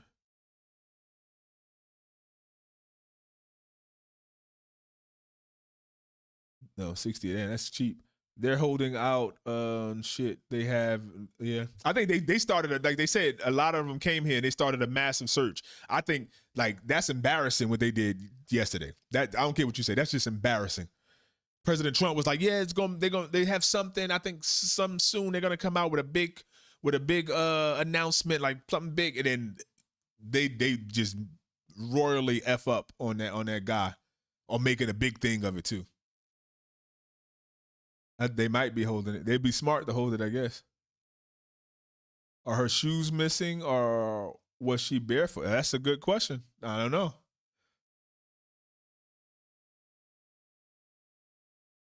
Can't understand how they got her to a vehicle without any blood on. Well, there was blood on the beginning tile right here, the walkway up into the rocks. See, this becomes like rocks and stuff, and I mean animals, stuff, wind blow, but there was definitely blood by the front door. They said it was like a nosebleed or something. She was on blood thinners, so it was like that, those blood thinners, and she like had paper thin skin, and she could have just scraped just a little bit, like boop. One of those old folks that you just hit, you know what I mean, hit the countertop and all of a sudden you bleeding, black and blue.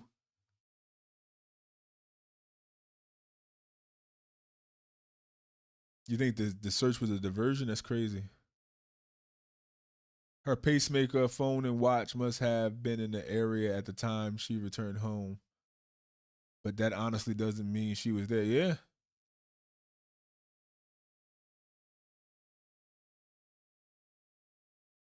I understand most events. I find it very suspect on the part of the authorities to not address her cell phone. More revealing than camera. Yeah. Good.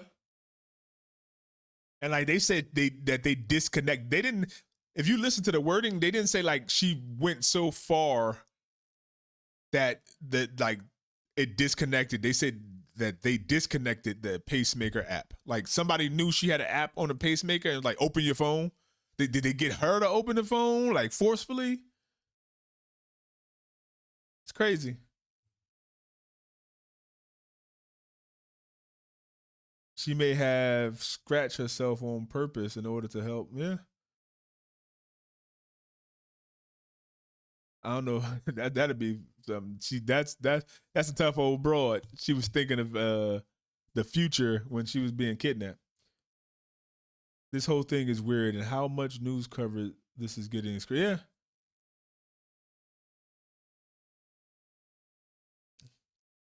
I'm gonna go live too, and eventually look at Pam Bondi's all her Epstein coverage in Congress. It's crazy the answer she giving. Like, well, we just don't care. Like, let's move on. Like, it's what?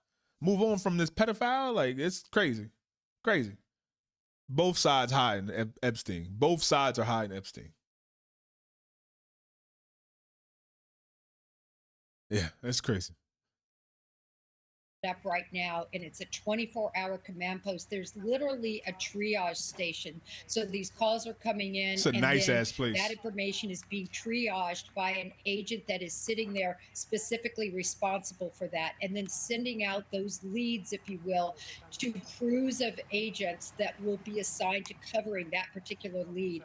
So it's a monumental task, but the FBI has the resources to do it quite efficiently. Morgan, one of the reasons I'm really happy to have you on as well is because of after that footage came out, I don't know if we have it, if we have the still image of that individual where you can see kind of the makeup of the mouth and the eyes. But yeah, I think, yeah, there's a good one. So as Chris will say, I ask a better mind. I don't know. Is there any kind of new technology, the use of AI technology that can identify who this person is using that still photograph? I mean, in one way, it is better than other footage we have sometimes. I mean, sometimes the footage can be far away, it can be blurry. That's not bad. Is there anything that you know that can be used to actually identify who this person is? I mean, the one right there on the right, I don't know if you guys see it, the one there on the right is probably the best picture of this person. Right. You know, some things you can obviously find right away. You can start getting an idea of ethnicity, Asian versus Hispanic versus white. You can start narrowing that window. And then what you do is is there technology out there? Yeah, yes, there is. Here's the issue. Number one, you've got obfuscation of the face. You've got something masking the face. So it makes that process even more difficult. There's a lot of programs out there. There's publicly available ones. There's one that law enforcement uses, where facial recognition is still more of an art than a science, because you have to get the parameters right. Now, you can, because of photogrammetry, because we know there's certain things that we can measure in those pictures, we can compare it to the eyes, you can start getting an idea and maybe start creating basically an algorithm that can actually go search things like driver's license, Department of Motor Vehicle databases, open source information like that. The problem is you're going to get lots and lots of hits. You really need a little bit more data. You need more than just the eyes. You would need a little bit more contours around the nose, because facial recognition measures distances and looks and compares things on multiple points. Those are so few points. It's like putting a fingerprint in to the fingerprint database, and there's not enough in there. It's not going to hit anything. Or putting something into CODIS that doesn't have enough markers. It's not just quite there. I mean, we're close. We're getting better. I don't know what the FBI has access to. I'm sure the intelligence community has some neat stuff, but I don't know exactly what's being done. But it is a big hill to climb right now. And you also wonder how much is that made up of the tips that are coming in, because I can't tell you on my social media today how many people sent me photos of people they think this could be. Just sticking with you for a second, Morgan, you mentioned the Bitcoin. This is another complicating aspect of this. On one hand, you have the ransom demands. There was a question about whether or not they were legitimate, considering Savannah. One Bitcoin's 67,000. Guthrie had posted her own video where she didn't even acknowledge the kidnappers at one point, just said, I need the public's help. So you wonder whether or not it was serious. Yeah, Bitcoin lost more than half its value. That's crazy. Bitcoin today, one Bitcoin, more information. How do you process that? How do you track that? This guy's a clown. He's going to get found out. If you really wanted money for the tip, you're going to call the FBI tip line. And you're going to say, I know the information. They're going to vet it out. And then if it leads to an arrest or a conviction or finding the body, then you get paid out. But you don't get to extort, which is what they're trying to do, using this situation of Nancy's disappearance. Whoever this is going to get found. I mean, I think it was a clownish attempt, and it was something designed to play upon the sympathies of everybody else. The other notes, now that's a little bit more complicated, right? The fact that money was put into the Bitcoin account. It's called unspent transaction. UXT, unspent transaction. The man in the mask is probably the man that took Nancy. Output. You can actually fund money into an account, get some forensic information, and then if any money's withdrawn, any Bitcoin's withdrawn, you can do it farther. That's separate from this one. This one is just some opportunist trying to get some money. Jennifer, you heard me talk to Brian about the ups, the downs, the sideways, the 180s of this investigation. You were on with me last night. Two parts to this. Where do you think we're at in this investigation? How much faith do you have in investigators? And let me ask you this. It's being reported that Savannah hired a private investigator. If that's the case, does that signal to you that maybe she doesn't have faith in the FBI or local law enforcement? Well, I think it does, sadly. Whenever you see an investigator hired this early, we're only on day 11. Mind you, the Idaho case, when they were just looking for a murderer, they weren't looking for a body, possibly, or an individual combined with the person and the perpetrators that might have done this. This is a huge task. We're only on day 11. But when I saw that about Savannah, I was actually quite surprised because it is so early. There's 100 FBI agents on this case, plus all the sheriff's officers. I think it's too early to panic. And I'll also say, no investigation is perfect. And yes, we've all seen some of the issues, the crime scene release probably being the biggest one. But I do have confidence in the FBI, and I do have confidence. Like somebody said, this looks like, it ain't like they had a map, but it don't seem like they're like, okay, we're checking this area for 2 days, and we're checking this area. We're going to move and move. They're like just every day, like, oh, just go that way. We're going to go this way. It's a weird search thing they got going on. Confidence that they're going to solve this case. Yeah. Okay. Here's what I want to do. Obviously, we're going to stay on top of this. Morgan Wright, Jennifer Coffindaffer, thank you so much for taking the time. I appreciate it. Thank you for watching. Subscribe below and download. Yeah, the reward is $50K. But like Harvey said, there's been cases where somebody gave a tip and it led to something, and then the FBI was just like, okay, we don't think that we should pay.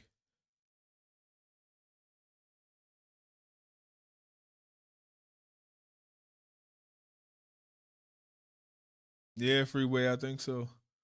I heard it wasn't confirmed. Huh? Well, they said they heard that, so I guess I heard is a way of saying it's not confirmed.